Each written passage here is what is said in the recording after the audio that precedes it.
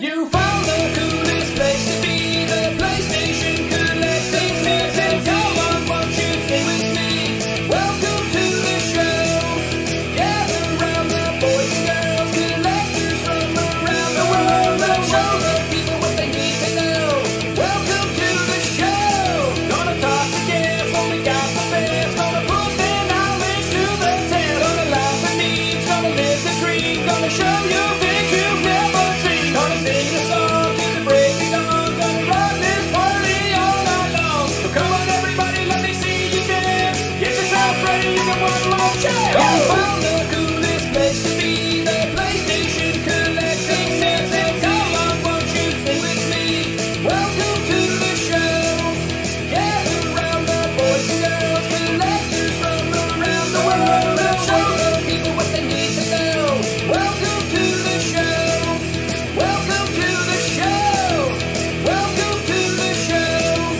Welcome to the show.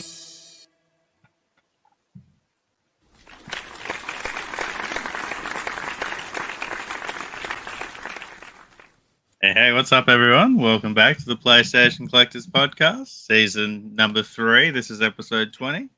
And tonight we welcome Chris to the show from Explosive Gaming. What's up, Chris?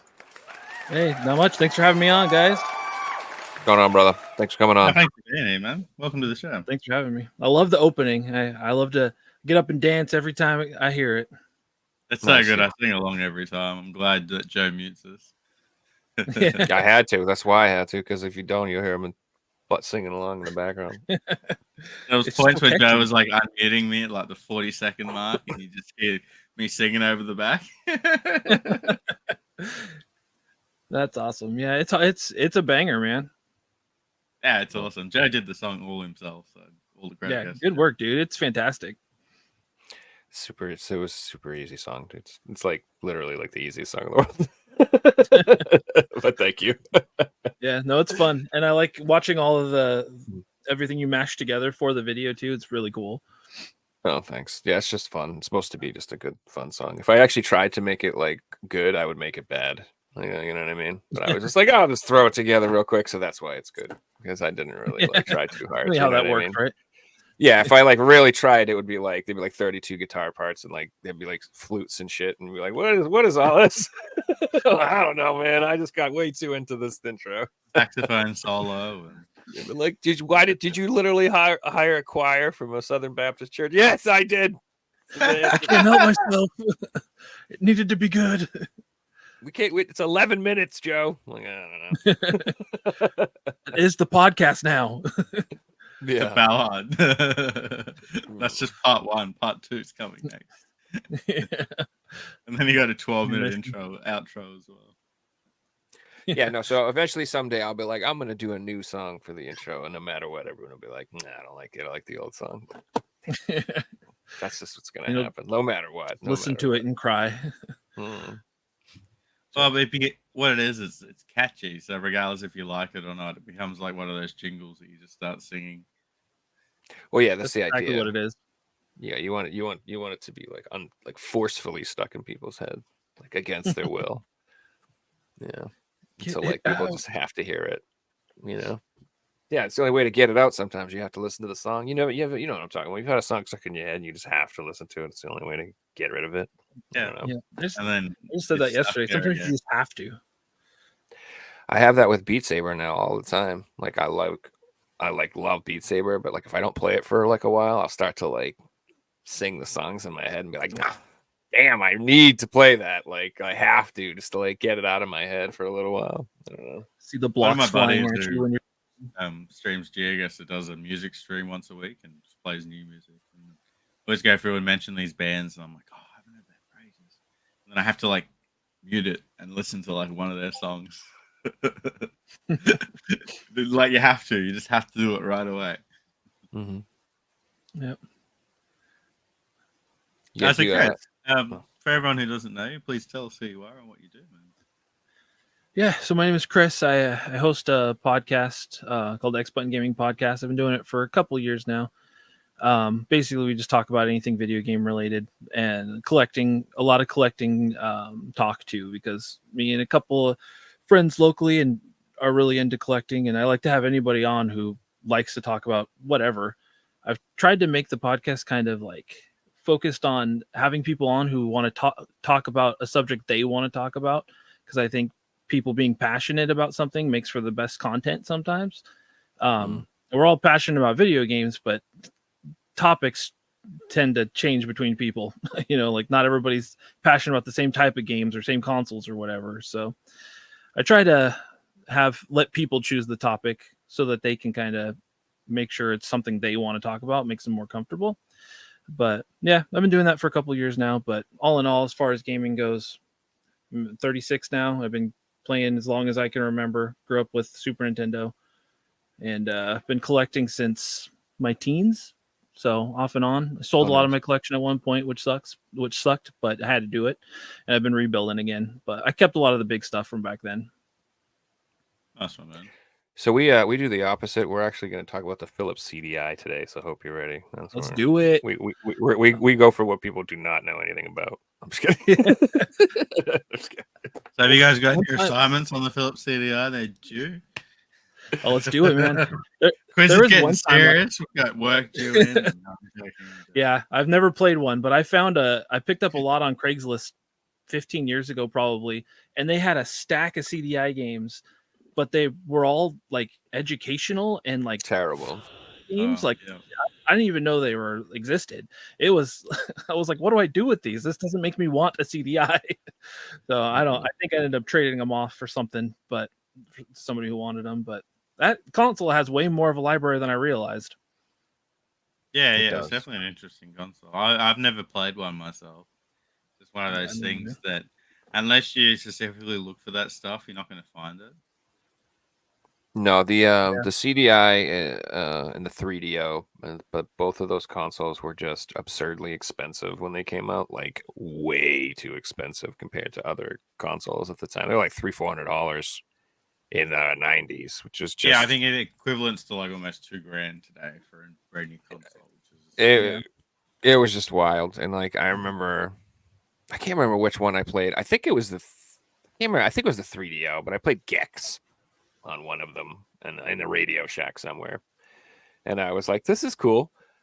This isn't worth $400. You're insane. Like, what are you talking? Like, no way. Like, PlayStation was out at this time. I'm like, you get that for like $200, something like that. So yeah, I was too young, but I would be curious as to who they were really trying to market to, because I mean, yeah, I got video game magazines back then, and I don't remember even ever seeing anything about it. Like, it wasn't marketed super well. It was for the digital encyclopedia learning market, because everybody it was just the biggest thing at the time. Here's a theory. Maybe they were trying to target so people went into video games then, and parents obviously never played them, so maybe they were trying to make video games be more like an educational thing. Yeah, we're gonna get this one because you'll learn on it. You won't learn with the Nintendo. It's the grandma console. Yeah, it's like the grandma. I can see the theory behind the marketing, early 90s. No, that makes sense. It also came out before the PS1, right? So it did have something going for it, and then the PS1 came out and sort of killed that dream. I think everybody has like an aunt, uncle, or grandparent that buys them educational gifts for your birthday or Christmas or something. You're always like, "Oh, great. A book about Latin." Yeah, thanks. Hooray. Sweet. Encyclopedias. Did you just get encyclopedias as kids? No. But I mean, I'm sure like kids got them damn like Christian games and stuff for Christmas. I bet everybody had like family members for that too. They got like the Noah's Ark game, the FPS game and stuff. I bet you. That was my mom would always buy me the like most kiddie games possible, which when I was young was fine, but when I was like a teenage, like 13, 14, and she'd bring home like the licensed IP games, I was like, I don't want this. Like, stop. Yeah, no, definitely. They still do the type of educational games these days. There's a system called the Leapfrog, and it's literally just like a little kid's system of educational games. Like, if you look it up, there's 30 or 40 games for the library. There'll be people out there collecting for it one day. They're actually terrible systems, though. They have this parental lock on them, and there's like no way to bypass the parental lock. Like you can get into phones and computers, you can't get into like this leapfrog device. That's So I remember crazy. when I was in the 5th grade, we had this thing called the Geo Safari. I don't know. Do you have any idea what that is? But you would have loved this, Figsy, because it was like a geography game. Oh, And it was like it was the closest thing that we had to like a computer game in the 5th grade. Other than like we had like a computer lab where you could play like Oregon Trail and stuff like that. But this thing was like this little like I don't know, like it was kind of like a leapfrog thing, like you said. It was like one of those like educational toys, and it was all about like guessing capitals and countries and all that stuff. And like I remember it was like a reward you got to play with that thing. It was like if you like did what you're supposed to, like my teacher would be like, all right, we'll let you go play with the thing for 45 minutes. Like, yes, just Safari. Let's go. and I can imagine it would just be like one lot of text popping up in like 5 seconds between responses. Mm. Yeah, dude, it was pretty simple stuff, but I loved it. But yeah, you could just tell like I was just always addicted to games, man. From the very first moment I played Atari, I was like, yo, I like this. Like This any is type it. of game. Yeah, dude. Like I don't care. You gave me a Tiger handheld electronic games, I was down with that. I'm like, yeah, Oh yeah. let's go. I had a Gamecom, and that thing was trash, but I liked it. I learned to like it when I was a kid. I was What just is it? happy to have something. The Tiger Gamecom, it was their like it was an Okay. LCD screen thing, but it was their attempt to do like a handheld console. Okay. You know, it came out. It was probably about the same time the Game Boy Color was out, but it was a black and white LCD screen, and they had a couple of pretty decent like names on it. They had Sonic, Virtua Fighter, Really? and yeah, even Resident Evil 2 was on it, but they're all What? terrible versions. Yeah, Does Reggie know that there's a Resident Evil 2 on that thing? He's gotta know. He must have. he's got to know. I have it. It's sealed. I don't play. I've never played it, but yeah, it's a wild little system. But nothing played well on it. But as a kid, I liked it because I was like you. Like I was just happy to have something to play video games on. Did Yeah, you it guys didn't have a matter what you Tiger? had. Did you guys get Tiger stuff in Australia? Those little handhelds that were like not real games. They were like out like I don't know what kind of screens, LCDs or whatever. But they had like Yeah, little yeah. LCD So thing. I definitely had them as well. I don't know what they were called over here, but like it was a long looking Game Boy that I remember this one I had that it was like a more complex version of Snake, and I loved it. You know, I was addicted to this thing, and yeah, it was awesome. It was before even like the Nokia phones were out, so yeah, it was fun playing. Oh yeah, Snake this and was stuff like that. this was way before our phones when these things were I do popular. remember that. I remember even as a kid, for me, Tetris was the game that was around on everything. So Tetris was one that I didn't enjoy playing. Everything else, I loved. So Tetris was like big with the Game Boy. Everybody, I think it came with it. It was like a pack in, right? I'm pretty sure. Yeah. So like, I think everybody I knew had it from that, for sure. Yeah. That's Yeah, like everybody's- everyone had Tetris, and Tetris was on all those little devices. You know, If we'd comes only with bought it on 3 the games. One of them's Tetris. The other 2 are really cool. I also had a PC when I was that was my first experience to gaming was a PC. It wasn't a console. And then the one game that Dad bought for me didn't work on the PC. So I never got to play dang. that. But I remember watching the computer man who sold it to us play it, and it looked really cool.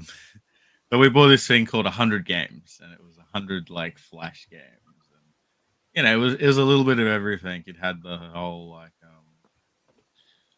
you're got to move the blocks around and put them in the right spot to get through the levels, and had things like there's 10 lines on the screen and you have to go around. And have you played Sliverio.io? It's a really popular like browser game. It's like got 300 snakes, and you've got to get someone to run to the side of you. Oh yeah. I have But- seen that. Like everybody's like trying to like eat each other up and stuff like yeah, that. yeah, exactly. So I used to play this in the 90s on my PC, but with just the AI and myself, and it was just everyone was a different color, and you go around getting bigger, and you got to get them. I loved it, man. And there was 100 of these things. Some of the games there would have been like 60 card games on there. 100 games. Let's fill them up with every version of card games. So it's but there were All the solitaire. probably 30 or 40 genuine games on there. That was my first like real gaming experience, I guess. I would have been like 4 years old. Your gateway drug. Yeah. Figs, your mic's kind of cutting out a little bit, man. I don't know why. Like the gates on it. Whatever. Is that better? Yeah, that is better. It seems better. What was your first console, Chris? Where'd you start? You said Super Nintendo? Yeah, my family, I was the youngest kid, and my family already had an NES by the time I was born, but like my first memories are with the Super Nintendo, really. Yeah, Super Mario World, the Donkey Kong, and Tetris Attack were the games I played the most back then. But yeah, that was definitely the console I put the most time in. We still had the NES, and I'd go back and play Mario 3 and a handful of other games, but I don't have as much nostalgia for the NES because, like I said, the Super Nintendo was already out, so we never bought anything else for it other than the handful of games we had. Yeah, I still go back and play NES games quite often, and I definitely love them. But I could see people not being able to put in it takes some effort to put into them now.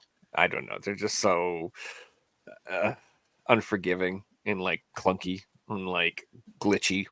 You know what I mean? Like a lot of NES games were like you fall through the floor where you're not supposed to, or like like the platforming. They were like still not learning quite so right, much. or it doesn't Yeah. look quite right. So like I love them, but yeah. I never still grew up more with the stuff on the NES, so I don't console. want to go back and play them because to me it just looks like, oh, this is like the building blocks of this other game that came out on PS2 that's kind of cool, or something like that. And that's what almost every single one of those games are. It's just, oh, this game turned into this franchise that we all love today. So if you like RPGs, I feel like a lot of old RPGs still kind of hold up because that experience is pretty formulaic, I guess, and it's fun. Yeah. And the graphics don't really matter that much. I mean, they do and they don't. So those are fun, but like, yeah, a lot of the action games, like they're designed to just be brutally difficult, and That's the truth. it can be tough. It takes a lot of discipline to try to actually like want to beat them. Like it's fun to play them, but like I think we talked about this last time, like that emulator thing where you have like if you have like a million games like that, it's like you just end up switching between them really fast. You don't like put your time into them that much, especially when the game's really hard and unforgiving and frustrating. You're like, okay, yeah, moving on. It's just like moving on in my life, So you have to like go in there and be like, I am going to freaking beat Contra, and that is all I'm gonna do. I'm just gonna block everything out. We're just gonna play Contra, and then and then you can do it that way. But you gotta like honestly like set a goal and like And I still like every once in a while sit down and try to beat Contra, and I usually don't. It's really hard. There are modern games like that. Hard, man. There are games out there that you just have to sit down and beat. Yep.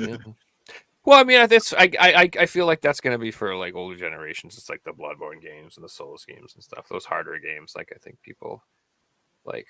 That's exactly what it is for me. Like I got Neo 2 sitting over there that I've put in my console like 10 times, and I'm still at the same part. Yeah, that game's rough. Well, I got the platinum in Neo 1, so I don't understand why I'm struggling so much in Neo 2. Oh yeah, that's I never played either of them. I watched a friend play Neo, and that one was rough. He was struggling with it, and I was like, I don't even want to play this. But yeah, is the second one? Did they change it up? Well, I think it's a really cool game, but I don't like the concept of doing missions. It's really old school to me. Where all the modern games in the same franchise, same like type of game are all open world games. It's a lot better. I don't like the mission base. When I sort of had a unique experience when the first Neo came out. I like took time off work to play it and was playing it like 10 hours a day and got the platinum in like a week. So probably has something to do with it as well. Yeah, that makes sense. Did you ever finish Liza P? No, I never finished it. It sort of coincided with my computer getting hacked, and I lost my save file and everything to it. Oof. I'm sure I can go back and do it again. But yeah, it's just one of those things. Once I lost all my progress, it just sort of stopped the desire to replay it. Oh yeah, I get that. Certain games, it's so hard to go back to when you lose that progress. Yeah. 100%. Speaking of This isn't hacking- one like that, but it's a sinking feeling, you know. You're like, all right, well, I got these other games I'm playing, so I'll play them first, and then I'll return to this later. Did you Yeah, did you guys see that Retro Rick got hacked? Yeah, No? I've seen that. I mean, it makes me feel really shit because I know how easy it is to get hacked now. Like, you can Yeah, it's really have sad, man. two-factor authentication and everything, but like, if someone wants to hack you, they hack you. Shit. Dang, Yeah. man. It's messed up. He got his It YouTube is. channel back. So it's still called like microeconomics or something. Like the name hasn't switched back, I don't think. But like it looks like they were able to upload a couple of his videos back. And I don't know. I don't think it's fully back yet, but he's still working on it. But even if he gets it back, like I don't know. I think they might have deleted all his videos. And that's the if you make a lot of YouTube content for years, I mean, that's a lot of data. So most people do not keep that backed up on a PC. They'll just leave it on YouTube, you know? So Yeah.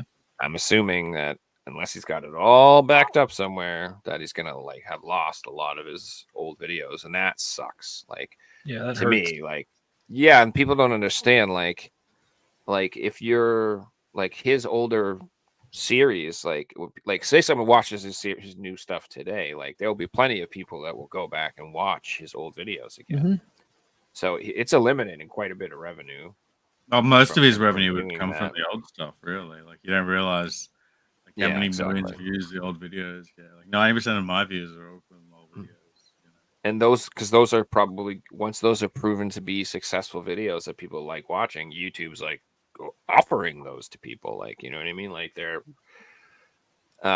suggesting them, and I don't know, it just sucks too. And like, you know, that's rough. Like if you're documenting your life, it's you know, it'd be one thing if you were writing a fictional TV show, I suppose, or something, but like sucks. That's like someone going in and deleting your home movies or like your personal, like some of those like are like videos he made with his kid or his dad or with his friends or whatever. And you know, and Yeah, someday he's gonna want to watch those with his kid or his, you know, or you know, I don't know. It just sucks on so many levels. Like people are No, just that's actually scum, dude. really sad to hear. It's like, what do you actually do at that point? Because you can't.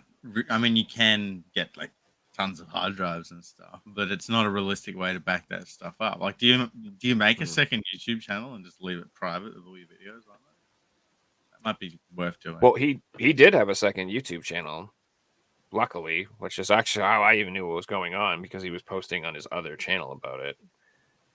But I doubt he had like all his stuff backed up there. So yeah, I mean, realistically, most people just aren't going to do that. They're not going to back that up. Yeah, it's not a feasible thing. Like, I ain't backing up these podcasts. I'll tell you that right now. There's so much so data. funny you mention that, Joe, because I used to do that. Because, you know, when you first start a podcast, you got 5 episodes, 10 episodes, 20 episodes, 30 episodes. And then it got into season 2 and season 3, and it's just like, you know, I don't back anything up with the podcast. It just got absurd. I was then using like an external server, and then it just got to the point where it's like, oh, they're on iTunes, they're on Spotify, they're on X, they're on Facebook. Surely, you know, that's all good enough. Yeah, if you get hacked and you lose everything. Like, Yeah. I mean, I got hacked. The only thing I lost was my Discord. I had to, like, I lost a Discord server with like 300 people in it. I had to make a new one, and you know, 200 of those people didn't join again. But that's how Discord is. And I lost my account too, which was like almost 10 years old. So my new account looks like a new account, and people treat you like you're some scammer because your account was made 2 months ago and things like that. And yeah, it kind of sucks, but I'm lucky I got everything else back. Yeah. Yeah, once you lose one thing, it sounds low, but if you lost everything, fuck, it's so hard. Yeah. Just sad that people can't just let people have things, you know. I think makes me think of thieves. I worked retail for a long time, worked at GameStop actually, and it drove me nuts. Thieves suck. Like, and hackers are just modern day, you know, storefront thieves. Yeah, 100%. they're worse because they probably wouldn't do it in person. They only do it behind the screen. Yeah, try to stay hidden. Where's your pride, man? You got any crazy stories from working in GameStop back in the day? I mean, I could go all day. I worked at GameStop for the better part of 10 years. Oh. Yeah. I mean, at first I loved it, but I started in 2007, right after, actually late 2006. So like right about the time the Wii and the PS3 came out. Yep. And at first it wasn't bad. You know, it was never a great company, but it was fun to work there. But yeah, as time went on, it got worse. People, yeah, it's a very unforgiving job, and that company does not care about its employees. But yeah, I got robbed. That's like the a couple number times. one theme. Everyone says is like they don't care about retention at all. It's just turnover, Yeah, turnover. They don't care. Or even if your best manager team member. cares, the like district manager will treat your manager like shit, and then it forces on to the store. And I think the reason I stayed around as long as I did is because I was lucky. I was a manager for a while, but I worked with the same district manager from when I started to when I was in management. He was great. Like I think Nice. that was lucky in that case because that's the first level where it usually sucks the most. Yeah, but once he got canned, there was no reason to be there anymore because everybody above him sucked. But yeah, no, I got robbed at gunpoint at one store that I worked at. We got tied up and everything.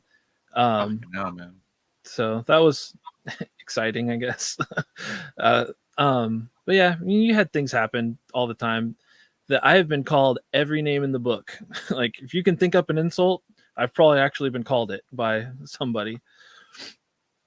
I think I can relate to you on that. I worked in a pawn shop, and yeah, you copped everything under the book when you got to tell people that they can't have what they want. yeah, I bet that happens. Yeah. Yeah, I think my final straw and the worst, probably one of the worst insults. Well, it wasn't even an insult. It was just like, what is going on with my life? Why am I still here? Was there was a lady who was trying to return her Xbox One that was a year past its warranty.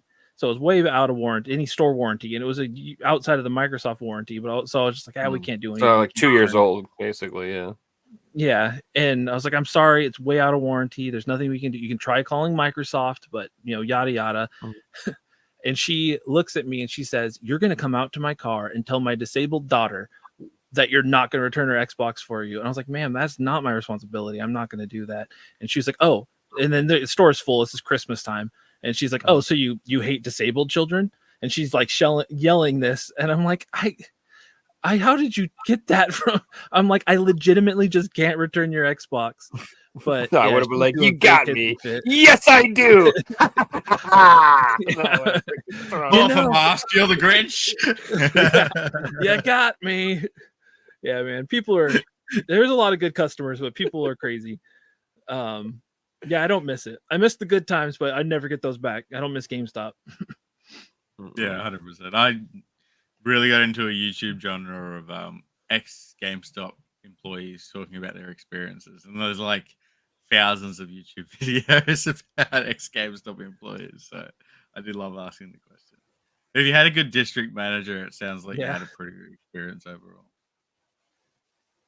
I know that made a big difference. I know a lot of guys that also did build decent collections working there over the years. I mean, you could come across some good stuff if you were paying attention. And GameStop is good for used games. Like I've always felt like if you want used games, they're fantastic. They're new games. It's a crapshoot. I know. With their idea, what we've talked about this a million times, dude, what they think is new is just okay. Whatever, guys. Yeah. New to me is sealed. Sealed, brand new. Like if on eBay, if you say it's new, like it comes sealed. 100%. You can't. So yeah. Yeah. And they've gotten more into the retro market again. And we have a decent amount of stores. I live in the Seattle area, and there's a lot of stores around here. And I'll go when I'm driving around, I'll stop at stores, and I actually find retro stuff a lot, but I'm shocked at how often I see reproduction cart, like when they have like a Game Boy cart or a 64 cart. A lot of times they're repros, and the sticker is just like terrible. It doesn't even look remotely real, and the employees have no idea. And I'm just like, I always feel bad. Sometimes I'll say something, sometimes I won't, but I try to just tell them like, hey, this is a repro, but they don't care. And I just Well, feel you bad nailed for it on the the head. The employees have no idea because there's yeah, plenty of actual game, like just game shops in Seattle. And if you go to any of those other stores, the employees are collectors themselves, and like, exactly.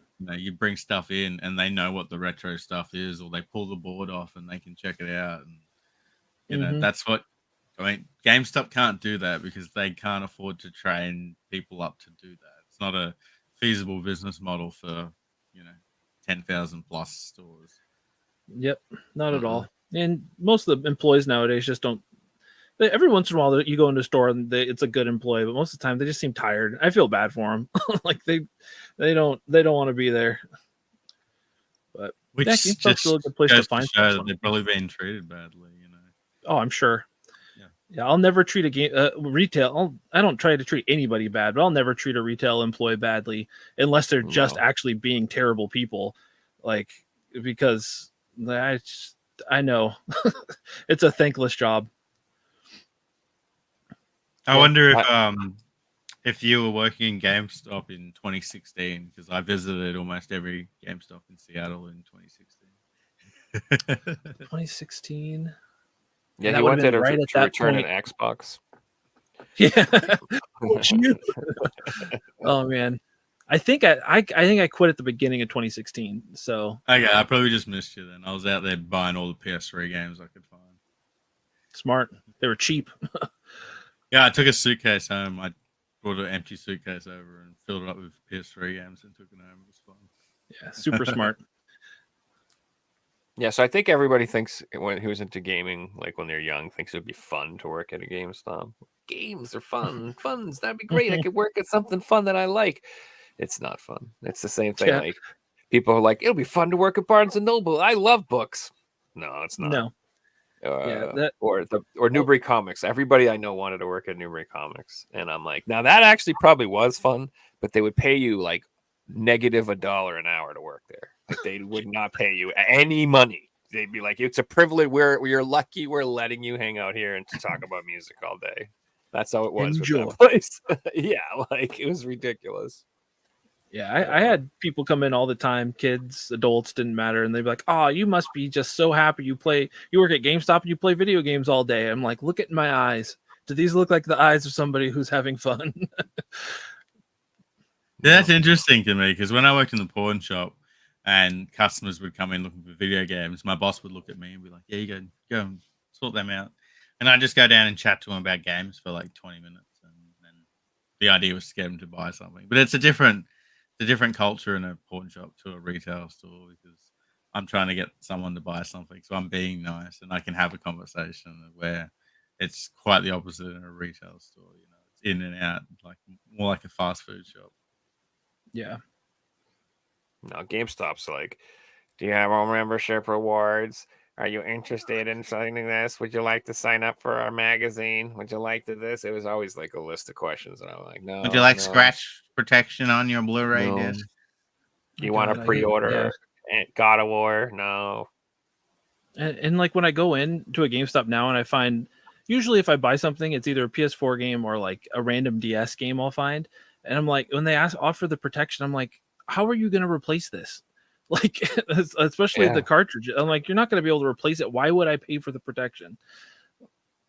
I don't know. But the employee has to, out I of know. 300 customers, they need 100 to sign up. So Yeah. otherwise I they're bet gonna it get works, yelled at. especially with That's parents. literally the only reason they asked you because they don't want to get yelled. Yeah, at. the warranty thing started at the tail end of while I was there. So it was never something I had to push really, but I remember them starting to talk more about wanting us to. But at that point I was checked out.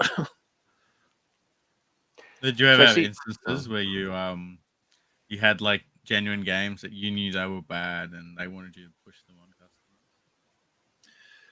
I mean, they wanted you to push anything. I just wouldn't do it. I've never the stores I worked in, we were usually pretty much on the same thing. Like you sell people stuff they want.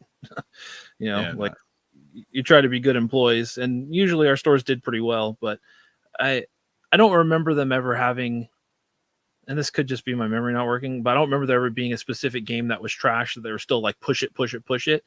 But like I said, it could have happened.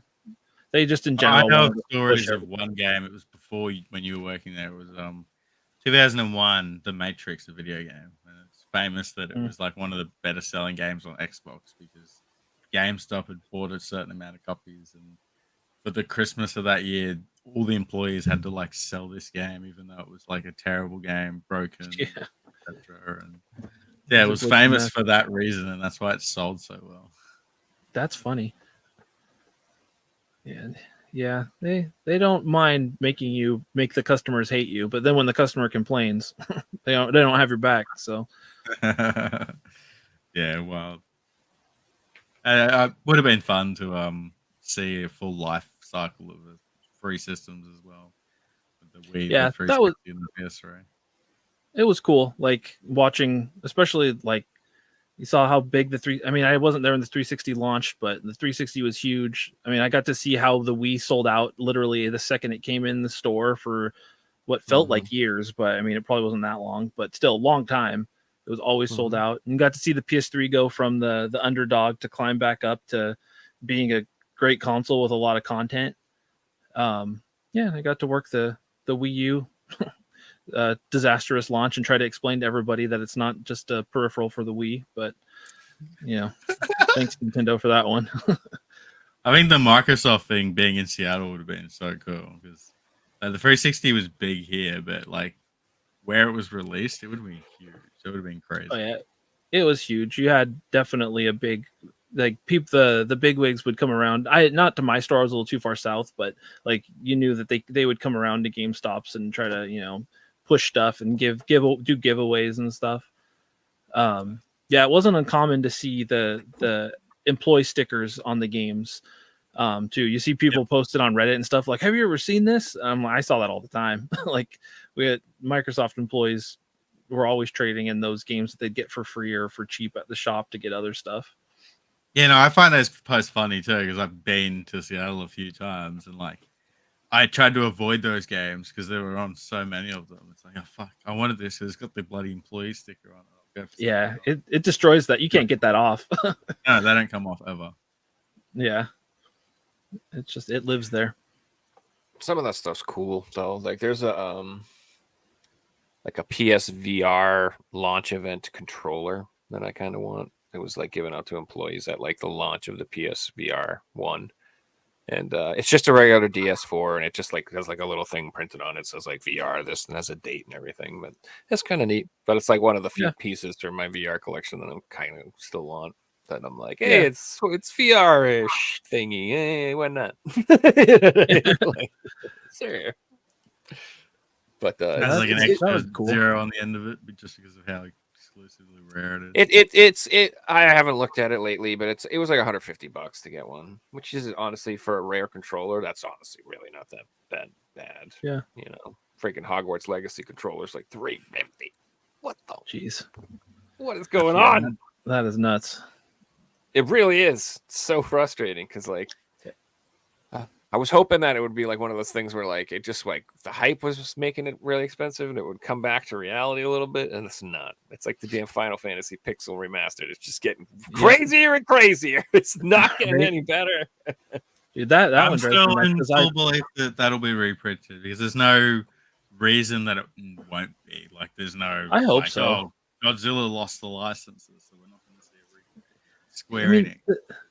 And the fact that they shadow dropped it at like 3 a.m. my time, like I didn't stand a chance. Like by the time I was up, it was long since sold out. Like I would have bought it. I was so disappointed. Like so many people were in that same boat. Just what a I don't know. It's just stupid. Yeah, it was like Wild 11 p.m. theory. Time, and I didn't The Christmas bonus for all the Square Enix employees that year were 10 copies. And then they got told when the reprint was coming out, they had to sell them before then.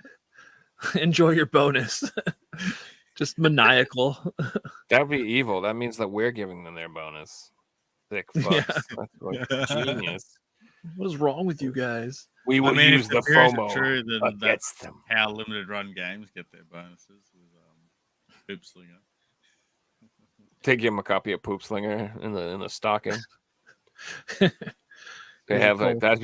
that'd be nasty, dude. If I pulled like a Binding of Isaac on the Vita out of a stocking or something, I'd be like, oh yeah, this is a Yeah, good gift. you just won. Hey, did you guys see the news about what Doug from Limited Run Games is up to?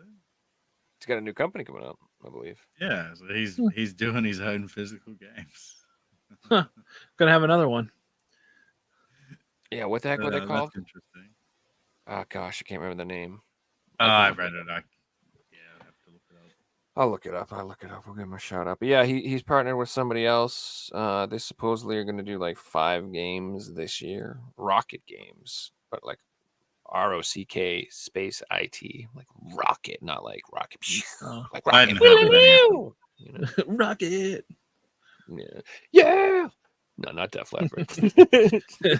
He also posts on this social media platform. It's sort of like Twitter, but it's another one of those like competitors to Twitter that no one uses. And he keeps saying that he's going to drop all this news and he's ready to tell everyone everything, and then like says nothing. So there's obviously like drama there that he wants to come out and say. And It probably has an NDA. yeah, he probably has an NDA and he's been paid not to say things. Yes, they probably gave him like a severance package, and he's not allowed to talk shit for 4 years or something. I don't know. Random. Oh, I mean, if the whole poop sling, even if that thing's true, like and that came out public, like it wouldn't look good for the company. There's so many different things that they've done over the years. But, where rumors that did they do this, did they do that? If it came out that were true. Oh, by the way, we did this and we did that and we did this and we did this. Are you gonna believe someone who's mad though? Because that's never wise. You should never believe like people who got fired or people's ex-girlfriends or ex-wives. Don't believe them. You're gonna get like the most Don't fucking twisted believe them. story possible. Yeah, of course they're gonna say horrible things. Of course they are. Of course they are. And you know what? There's probably a lot. Some of it's probably true, but they're obviously gonna exaggerate and paint it in the worst possible light possible, and they're not gonna give you the all information, and you're gonna get like half the story, and it's just gonna be, like I said, I don't trust. I don't believe what anybody says about anybody. Like I literally believe like the more people get dragged through the mud in the media, the more I'm like that person's probably cool. Literally how I feel at this point in my life. I'm like, the more people talk shit, I'm like, they're probably a cool person. What's that one dude that got cancelled? I always thought he was cool. From the UK, outspoken, had long hair. You're gonna have to do better than that. I'm bad at names. One guy that got canceled from the UK. I can literally hear him talk in my head. No, it's not coming to me. I'll try and think of it throughout the show. I know he probably done something that I missed, but yeah, it's the way these days. So, what do you primarily collect, Chris? I see you got some Genesis behind you, some 3DS. What else? Yeah, a little bit of everything. Yeah, I can't see it on the camera, but over here is more of my console stuff. This is handheld. The Genesis stuff behind me is just, I'm a really big fan of Toe Mineral. I love Toe Mineral. Oh, nice. Yeah, it's one of my favorite games. I buy any merch I can find for Toe Mineral, and I just have that's just a little shelf of some of just the games and a couple items. But yeah, I have a lot of love for Toe Mineral. It's one of my favorite games growing up. But as far as it goes, I try to stick mostly to stuff I'll play. Like I've thought about doing like full sets before because I like the idea of having a full set for a console. But then when it comes time to buy a game I never want to play, I just can't. I can't get myself to do it. So, but yeah, I'd say nowadays I focus a lot on Vita, 3DS, and PS4. Are probably the 3 consoles I'm playing the most. Well, PS5 too, but I just buy the game when it comes out if it's something I want to play. But yeah, it's just there's at least probably a dozen games on any console with a bunch of games that I want to play that I don't have, and more that I learn every day that I didn't even know existed or didn't realize it's what it was. Totally different game than I thought. I just in general I just love gaming, and as an art, I'm obsessed with, trying all kinds of new things, and, not everything sticks, but I respect the time people put into games, and I like to try out all kinds of new things. Yeah, no, something. Do you have like any specific genres you like the most, or you just kind of like whatever? I'm a big RPG guy. Mhm. Time makes it harder to find time to play as many of them, but I still buy too many more than I can play. But I'm a collector, so the goal is to play it one day. But I love platformers, so any kind of platformer, Metroidvania style. I like to play a lot of them. Like I just played the new Prince of Persia, loved it. Nice. Super good Metroidvania style game, very good controls. I'm playing Rebirth now, like most other people. It's fantastic. I'm in love. But What chapter yeah, are you on those now? are 9. I believe I'm almost done with 9. Nice, very nice. So, yeah, I'm at 7. Yeah, so you're just right there. I definitely took a day off of work to play it. So see, that's what I didn't do, and I wanted to do it so bad. I would say I've been We like, even told you to do it. I know it's been a long time since I've had that itch where I wanted to be like, dude, fuck the world. I just want to play video games and like cash. You know what I mean? Like, back in the day, you guys all know how good it felt when you called out a 6, didn't go to school, and you just sat home all day and played an RPG. Oh, yeah, it's like the best day of my life. It's the best. I didn't get that experience. When we called in sick, Mum used to take the controllers to work. Like, Ooh, oh man, yeah. And then we'd call her up and be like, "Hey, evil. did the PlayStation controllers go missing or something?" And she's like, "I got it with me, you little fucks." Dang, that's cold-hearted. You're sick. You can't play PlayStation when you're sick. Oh shit. Yeah, you're sick. You don't get to play. Yeah, that was my mom. She didn't usually take the controllers, but if she was home, she wouldn't let me play. But yeah, no, I didn't even care. I told them why I was taking the day off. I was like, new game's out. They know I'm a nerd. So Oh, well, what would get me is that if like my brother would pretend to be sick and I'd be like, that little bastard's lying. He's just going to try to beat this. He's going to be 3 dungeons ahead of me. You can't let him do it. No, I'm sick too. But we would never stay home on the same day because then we'd be fighting over it. That would be no. I'd be like, well, I'm gonna be sick tomorrow. No point. You be sick today, I'll be sick tomorrow. I'm gonna be sitting there licking doorknobs all day at school. You hear me? I would say you could play that off because you'd be like, "Oh, I think he gave me what he's got. Now I'm sick, Mom." Yeah. That makes a lot of sense. But yeah, I'm the rest of the week off.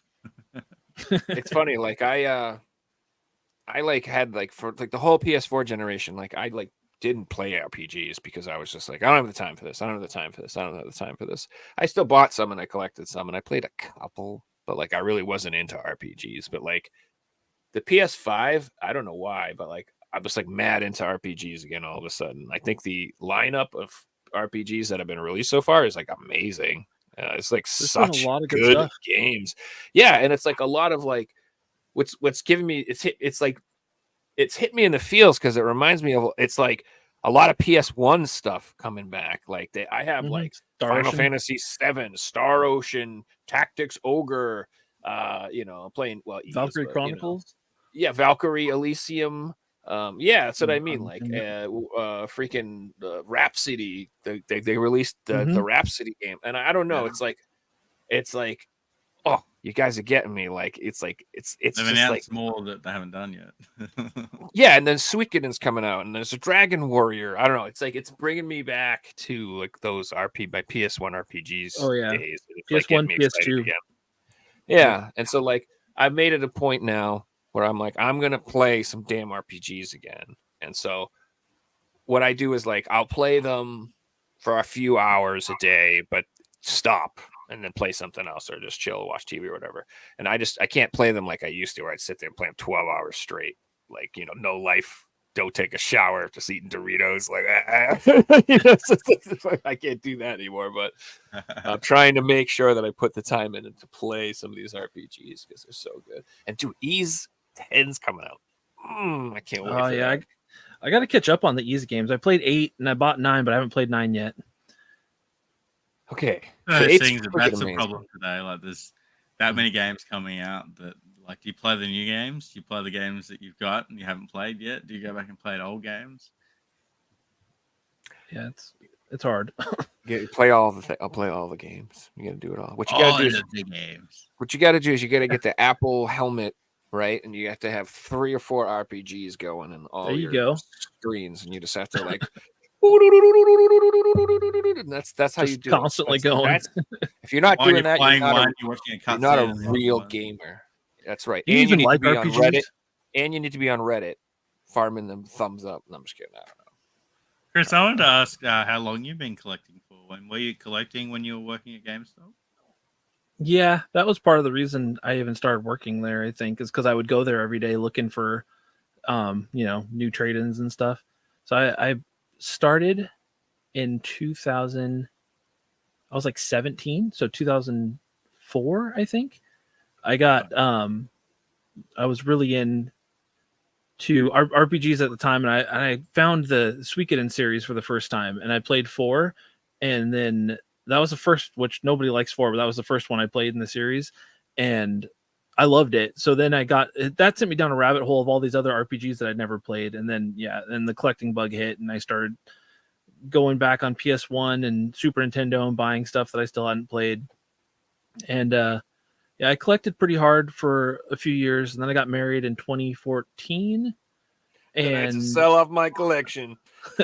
well, to be fair, I didn't, but she didn't want me to, but I did it anyway, because I wanted to help pay for the wedding and honeymoon and everything, and I was like, this will be a good way to do it. And I regret it now because I could have came up with a different way to do it, but it was just the easy, quick money. But no, my wife's great; she's super supportive of the hobby. But yeah, I got back into collecting. I never really stopped, I guess.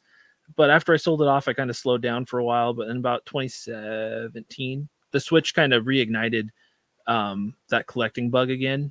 Not that I didn't start collecting for the Switch, but it kind of got me back into wanting to pick up stuff that I'd sold, pick up stuff that I'd never played on other consoles. I got lucky and picked up some of the big GameCube games pre-COVID that I'd wanted to play. So I'm happy, like Metal Gear and both the Pokemon Coliseum games and some other stuff. But yeah, so off and on for about 20 years now, but I won't say I ever really stopped, but I slowed down for a while. Well, wait till Nintendo sells every stuff, emulator. They'll be worth thousands. Sorry, I'm just joking. Right. I'm just saying. Wait till the GameCube emulators are gone, and then those games will be worth millions. And when you saying you sold stuff, did you sell off your whole collection, or did you keep stuff? No. Excuse me, sorry about that. I definitely didn't sell off everything. I kept like a lot of my favorite stuff. I mean, I've had Earthbound since I was a kid. I kept that, and a lot of my Super Nintendo. I guess a lot of like my mainstays I kept, all my Final Fantasies, the Suikoden games. What I sold was like a lot of the PS1 and PS2 stuff that I hadn't been playing. Like I had a really nice collection of RPGs on both consoles and other, good games. And I regret that now. I sold Tales of Destiny 1 and 2 on PS1. I sold all the Shadow Hearts games, the Xenosaga games. Like it's a lot of some of like in like Xenosaga especially, like I wish I wouldn't have sold that. That one hurts because I don't want to pay $200 for Xenosaga 3. But yeah, I definitely kept. I mean, I don't know. I won't give a number, but I probably kept at least 50% of what I had. So it wasn't like I purged, but the one that I always tell people, I don't always tell the story, I guess, but when people ask, the one that I sold at that period that hurts now was Pokemon box. I had the GameCube Pokemon box, complete in box with the big box and everything, because I'd bought it off the Nintendo online store, and it was selling for like $300, which was at the time way more than anything else I could have sold. And I was like, dude, that's a big chunk of money right now for what we need. So I sold it, and I don't know, like it was for our wedding, so I'll never say I regret why I sold it. But you shouldn't get hung up on that, man. At the time, that's what you needed to do, and that's what it was worth. Yep. Yeah. So that was the one that was the big one where I'm like, I It's worth a lot now, but that's what it is. If I wasn't happily married, it would probably suck. But I love my wife. But it becomes so one of those things. Do you want it though, just because it's worth a lot of money? Like, I love let's say, Pokemon. for example, it was always $300. Like, would you still want it as much as it is today because it's so expensive? Probably not. I don't care enough to buy it again. So like, Exactly. I ain't spending that money on it. So I love Pokemon, but it's a one trick pony game. Like you can't do any. I mean, I guess you can play Pokemon on your TV with it, but I have an analog pocket now, so that's pointless. Yeah, and why do you need a storage for old games? I guess it's a cool piece though for a collector to have. It's cool for people who are going for full sets and different things like that. But it becomes one of those things where if certain games become that expensive, then you got to like sit down and be like, all right, is it time to sell this? Because it's like, I love all my video games, but if I pick up a game for $50 and it suddenly becomes worth $1,000, I might suddenly think about selling it. Because Yeah, no, I'm there with you. Some things just aren't like 7 Remake Integrate on PS5. I bought the PS5 version because I wanted the Steelbook. It was a GameStop exclusive, but I was like, okay, I want the Steelbook. It comes with the DLC. I already had it on PS4, but whatever, I'll buy it. I did not expect that game to skyrocket in value, and I'm like, I'm kind of flirting with the idea of selling it because I don't doubt it'll get a reprint. Like, I wouldn't be surprised. and even if it doesn't, I still have the PS4 version. So I mean, I regardless of whether that version gets a reprint, like that once all 3 games are done, they'll have some sort of special or limited collector's edition with all the games. Like it's a no-brainer. It'll be, exactly. and it'll be what they'll do is it'll be like the dopest thing you've ever seen, and then they're gonna release it at 4 a.m. and there'll be 7 of them. And they'll sell out in 3 seconds, and we'll all have to come back on the podcast and complain about it because they're assholes. Yeah, exactly. They didn't. I don't. I like seriously. Like I as a consumer or as someone who's trying to understand capitalism in general, I am baffled at companies that do not print or make more of things that are clearly in high demand. Like same thing with the Spider-Man plates for the PS5. I am blown away. Like blown away that they didn't make more of those. I am just astounded. Like, it's fascinating. Does Spider-Man have to be limited edition too? Even Spider-Man? Like, what the heck, man? Oh, it's not like they could have made. They would have sold no matter what, even if they made a lot of them. Like they would have sold out, but instead they made them limited and frustratingly hard to get. I wasn't looking for them, but I have a good friend that was, and he never was able to get a set. He missed every drop on every site that every time because they would go out in second because all the bots. So what happened to me is I had that bad experience with the Hogwarts controller where it sold out in like a second and I couldn't get one, and it literally went instantaneously was like going for like $200, which pisses me off. I think the cheapest it was on eBay was like $150, and I should have bought one then, but it was like $70 on the website. So I was like, I'm not paying double for this immediately. I was so angry anyway. So with the Spider-Man plates, those sold out instantly, and I was like, screw this. I'm not even playing around. And I had the console bundle, and I bought the whole console again. I was like, fuck this. I'm getting them plates. So I have two PS5s. No regrets, because those plates never got re-released. People are like, don't worry about it. I'm like, I am worried about it. I'm buying it. I'm not playing that game. I wanted those things. Yeah. So. Dude, they're super cool. They are, but I mean, to be honest, I got the gray ones, the silver ones, and I kind of like those. I may want to toss them on there because it gives me them PS1 vibes with the gray. Looks better than the default ones. The white sucks, dude. And that white is like the cheapest to manufacture because it requires like no dyes, or it's like literally like that. That's why they chose white. It's the same reason why if you buy a car and in white, like the cheapest, because that's the cheapest paint, it's the cheapest thing to make. Doesn't cost you anything. So it's not style. They're just cheap. That's why they made it white. Bastards. I hate it. I hate the white console. Looks like Apple made it or something. And it looks like nothing like the other consoles. Like look at PS1 through I don't know, PS2, PS3, and PS4 at least. They had like a consistent all black, kind of theme. Like they didn't look the same, but like you could see they were like somewhat related. And then the 5 came out and I'm like, this looks like it came out off of the set of a 70s sci-fi movie. Like Stanley Kubrick would have made this with this would have been what he would have thought a console would have looked like in the year 2015 or something. Like it's like this big spaceship looking freaking thing. And like I don't know, I've won on this a million times too. Like I hate the Slim with the stand with the little stand thing. Oh my god, dude. That is horrendous. With the little stand you have to use. Forget it, dude. Get the skates. You guys have you seen the skates you can buy? You know what I'm talking about? Mm-mm. It's like literally like little plastic like feet you can put on your console.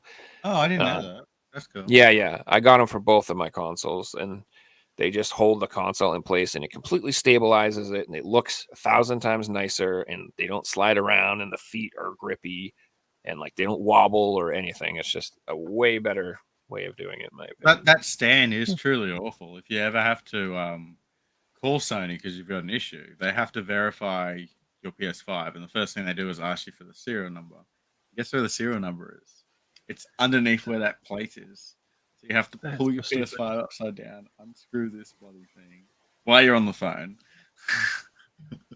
That's nuts. Not a good design.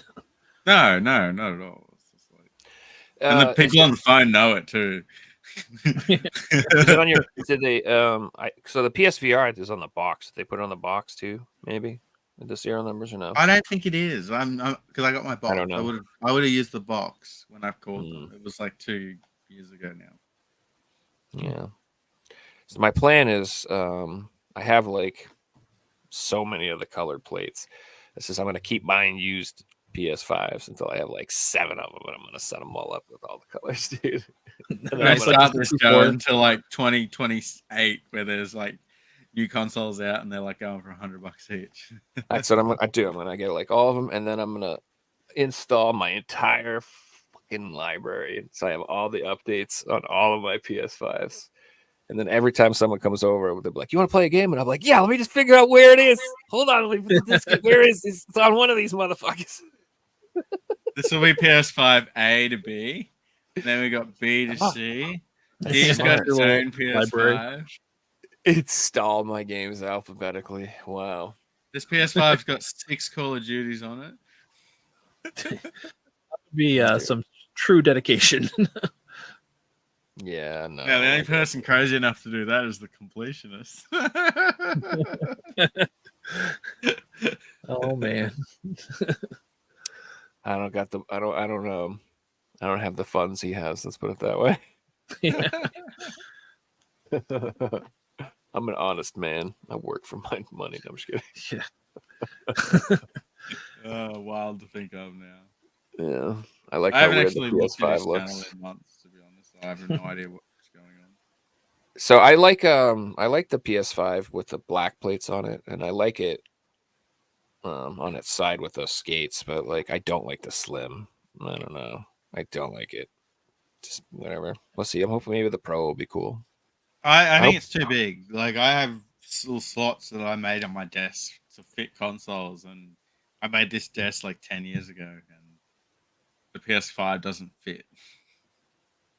Oh, What yeah. if the Pro is bigger? You know how the Pro is bigger for the PS4? What if the Pro is like it's just this Well, the unit? PS4 Pro used to be like perfect size. Like any bigger than that would have been too big. But Mhm. yeah, it's just so big. Yeah, It's like it's a having a behemoth. second desktop for a computer. It takes Yeah. up that much. No, it's huge. Oh man, I hope the PS5 Pro is like literally like looks like the size of a love seat, and I hope it dims your freaking lights in your house when you turn it on. It's like because it's such a freaking tank of a unit. Like I hope it sucks up your Wi-Fi and like steals your neighbor's Wi-Fi, and like it's just like oh man, that's what we need. The last console to rule them all, because this is gonna be it. Like it's gonna be it. So I've said this a million times too, but I want Sony to be like, it's the last disc console we're ever gonna give you. So we're gonna give you one fully backwards compatible console, and that'll be it. There you go, you old boomers. Here it is. Here's your boomer console.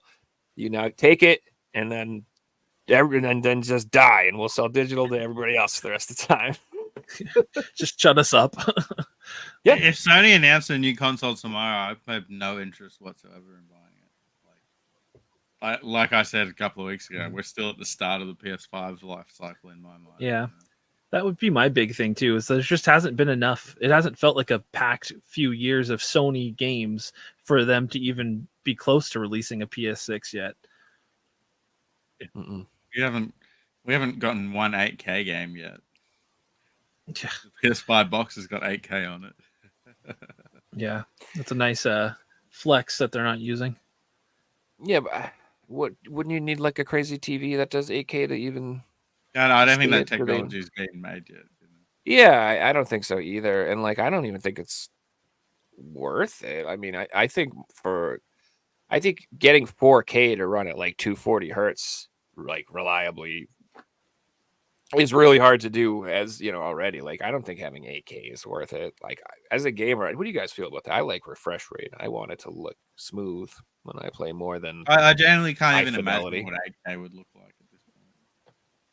Like, Yeah, with I that prefer it far to run in, like, smooth. how much better can you get? Well, I play like fucking pixel games quite often, so I really do not need it to be. You know what I mean? Like, Yeah, I'm still playing Mario Party and 64 games, and I'm still, so I really don't need anything that fancy. But like, if I'm playing any like actual competitive games, like FPS games or fighting games or whatever, well, fighting games they have to lock them, but on FPS games, like I want as high a refresh rate as possible. Period. Like I don't care about anything else. So Yeah, no, it makes sense. yeah, I agree. Would you guys like to play the Figsy quiz? oh yeah, Yeah, cool. it's gonna go. I can't go any worse than last week. So let's do it.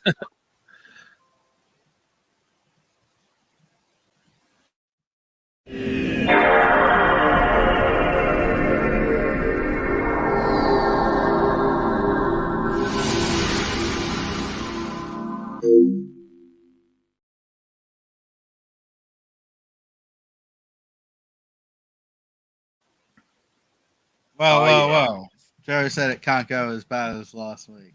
I said it can't go any worse. It can go Yeah. as bad for sure. We can run lateral do it. It can definitely be as bad. It just can't be worse. Well, we are using the same type of question as last time. However, I am going Yeah. to show you guys the words. Mm. However, I'm not going to show you the order. And the way the quiz is going to work is you guys are going to take turns guessing 15 words each, one at a time. And whoever gets the most points at the end wins. So all these words are words used in NES title names. So they're words used in full names of NES games. I'm going to show you 30 of the most popular words in alphabetical order. And you guys have to guess which ones are the most popular, and you get points on them. So if it was appeared in 4 titles, for example, you get 4 points. If it appeared in 50, you get 50 points. Okay. You guys understand the rules? I think so. Yes. I'm just going to share them. Give me 1 second. So we're gonna be able to see all the words, and we just have to decide which ones we think are the most popular words. Yeah. Give me 1 second to get a pen and paper, and I'll write this all down. All right. Chris, you're our guest. Would you like to go first or second? I'll go second. All right, Joe, you are starting. So these are 30. They're not the most popular, but they're 30 of the most popular NES titles that Pavel pulled out. Okay. In alphabetical order. And you're trying to guess the most popular. Okay. The most popular. I'm gonna go with baseball right off the bat because there's got to be a lot of baseball games. Yeah, so baseball has 12 games. It was the 5th most popular. Okay. So are you like writing down these points so I get 12 points? Is that how it works? You get 12 points. Okay. All right. All right, Chris, you're up. I'll go with Quest. Ooh, Quest. Quest was the 10th most popular and gives you 9 points.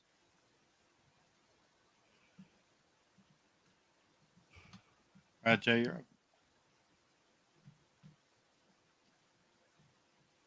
I'm gonna say Super. Oh, Super was in second with 17 points. Dang. Yeah. Let's go with challenge. Challenge comes in at 11th with 8 points. I'll say world. World is number 1, 17 man. points. Oh dang, he's sweeping up.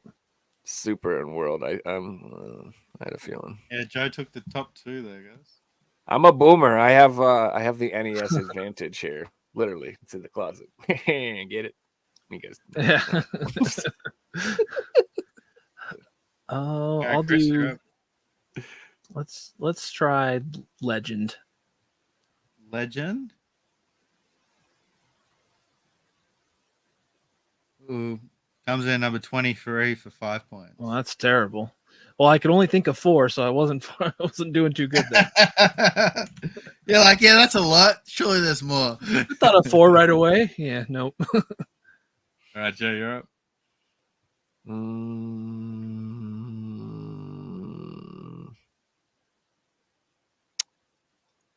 Little. Little comes in at number 25 for 5 points. Oh, all right. Chris, you're up. Let's do power. Power's a good one. Power. Number 18 for 6 points.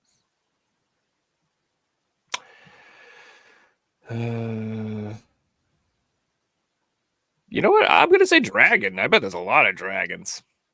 I'm gonna say dragon. There are a lot of dragons. It comes in third place for 14 points. Oh, Yeah. Joe's now taking the top 3 answers. Yeah, all the double dragons, dragon warriors, and then who knows? It's probably quite a Yeah, let's go with ninja. Ninja is number 4, 14 points. Chris is coming Finally back. got a high one. Let's go. nice.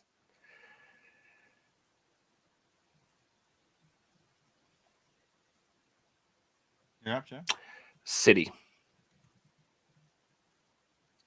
City comes in at number 21 for 5 points.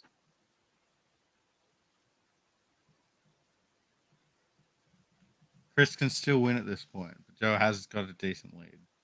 Yeah. Let's try magic. Magic's good. Magic was number 15 for 6 points. I say island. Island comes in down the bottom, 28th place for 4 points. No.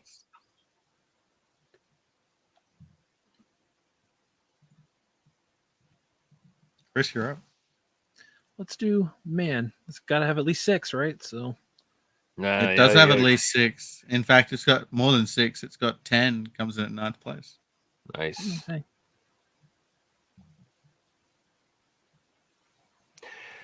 I'll do star. Star also has 10 with 8th place.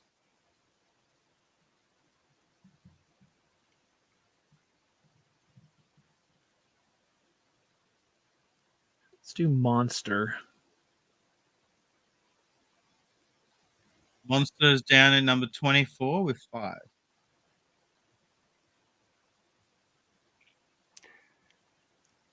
I'll take S words for 1,000. It's swords, asshole. I'll take swords. Suck it, Trebek. Swords comes at 22 for 5 points. Your mother, Trebek. And that is today's Daily Double. Woo, woo, woo, woo, woo. Oh shit! We doing that now? Oh, All right, Chris, you're up. Let's do attack.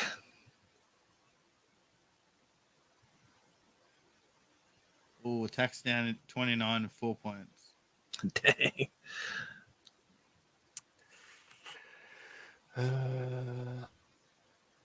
let's do fight.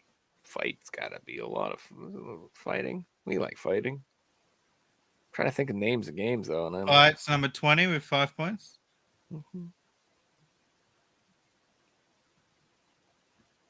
We still have number 6 on the list. Number 7. Let's do last.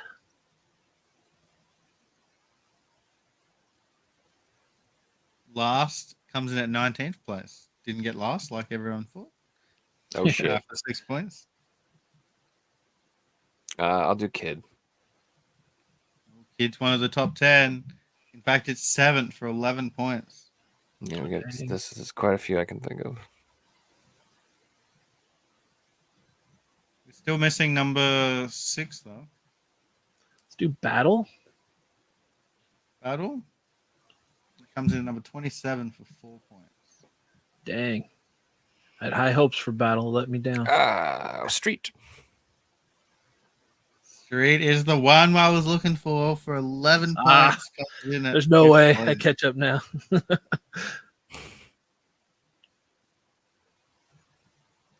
We should just do one apiece, you know? Actually, no, then it doesn't matter which one's better. So, yeah, I guess that doesn't make sense. And then we both finish on 15 and everyone is happily ever after. Yeah, that We're all would so make- happy.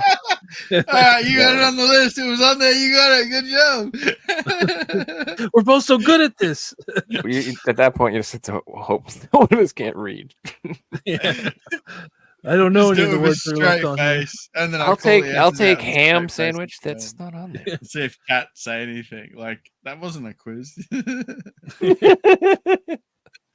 They were just reading for 20 minutes. What the hell? What are they All doing? right, Chris, you're up. I'll do Master. Master. Master came at Master. 16 for 6 points. Master of Puppets is pulling in strings. Yeah, let's just listen to that instead. Yeah. All right, how many left now? Yeah, these all suck. Championship. 8 points.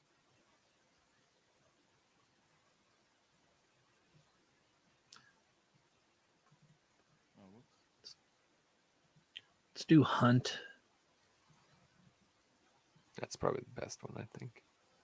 6 points for Hunt. Let's do Time, just because of that game Time Lord, which I fucking Time hate was that in damn last game. place.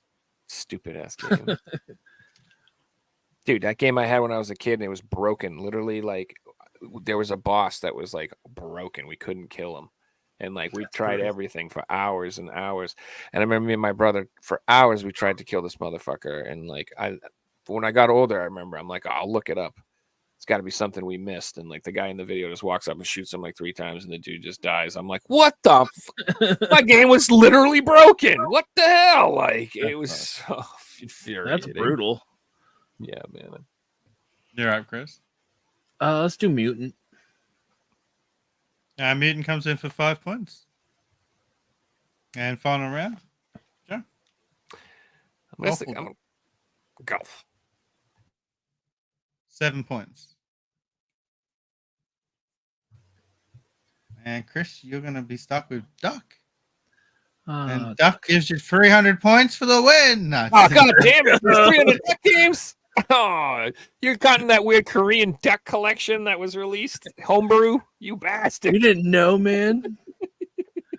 All right, guys. So final score on 100 points. We had Chris. But today's winner on 135 goes to Joe Rad. Well done, Joe. Let's go. Job, Joe.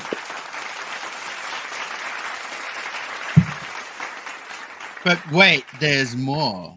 Nintendo. We also have a Oh, wow. question for chat. Oh, all right. Chat, here is your question for the week. Now, I Hey, need all you guys right. to correctly name the video game title from the photo. I can't get past picture 1. Is there more pictures? I can't get past picture 2. Wow. Wow, man. Figsy's like, I'm on 3. I'm not saying that. Yeah. Oh, the real OGs are like, I'm on looking at the 5. Brady Bunch in 4. I like that. He wants not. Never mind. All right, never mind. Let's keep this family friendly. Wow. All right. I have no idea what I'm looking at. I'm excited to see if somebody figures it out. Let's have everyone in chat. If you guys want to win a point, you have to correctly name the video game title from these photos. Dude, the people in chat are really good at this. I'm impressed. Some of these, like, I have no idea. I was doing a quiz in a geography server I'm in the other day, and they like make their own quizzes, and usually they're just like questions. And then this one was like these type of questions. I'm like, oh, I'll be good at this. I got 0 out of 6. Oh, rip. Here, Autistics. Very nice. So I am not good at those. Should have like got Pavel to help me. Yeah, sometimes it's easy to think you know the answer, but when you're sitting there and you have to answer, you're like, It's that It's being alright. put on the spot. yeah. I've just done it a million times now, so I don't care. Oh how dumb I wait, look. we have a correct answer. I'm going to award this, even though no, that's I'll award that. Mario correctly answered, but ugly Martians Zoom Doom. Wow. Good work. Never heard of that. I remember that was a cartoon on or like 3D cartoon. Yeah. Well done, Mario. That was a good one. But ugly Martians, Zoom or Doom. Oh, because it's a Zoom meeting. All right. Wow. That's pretty damn good. Yeah, I've no, never that was heard a of that tough game. one. I didn't know if anyone was going to get it. I Even don't know looking what at it it, is. I had to like re-look it up again. Yo, there's too many damn games on the PS2, son. Yeah, PS2 is a wild collection of games.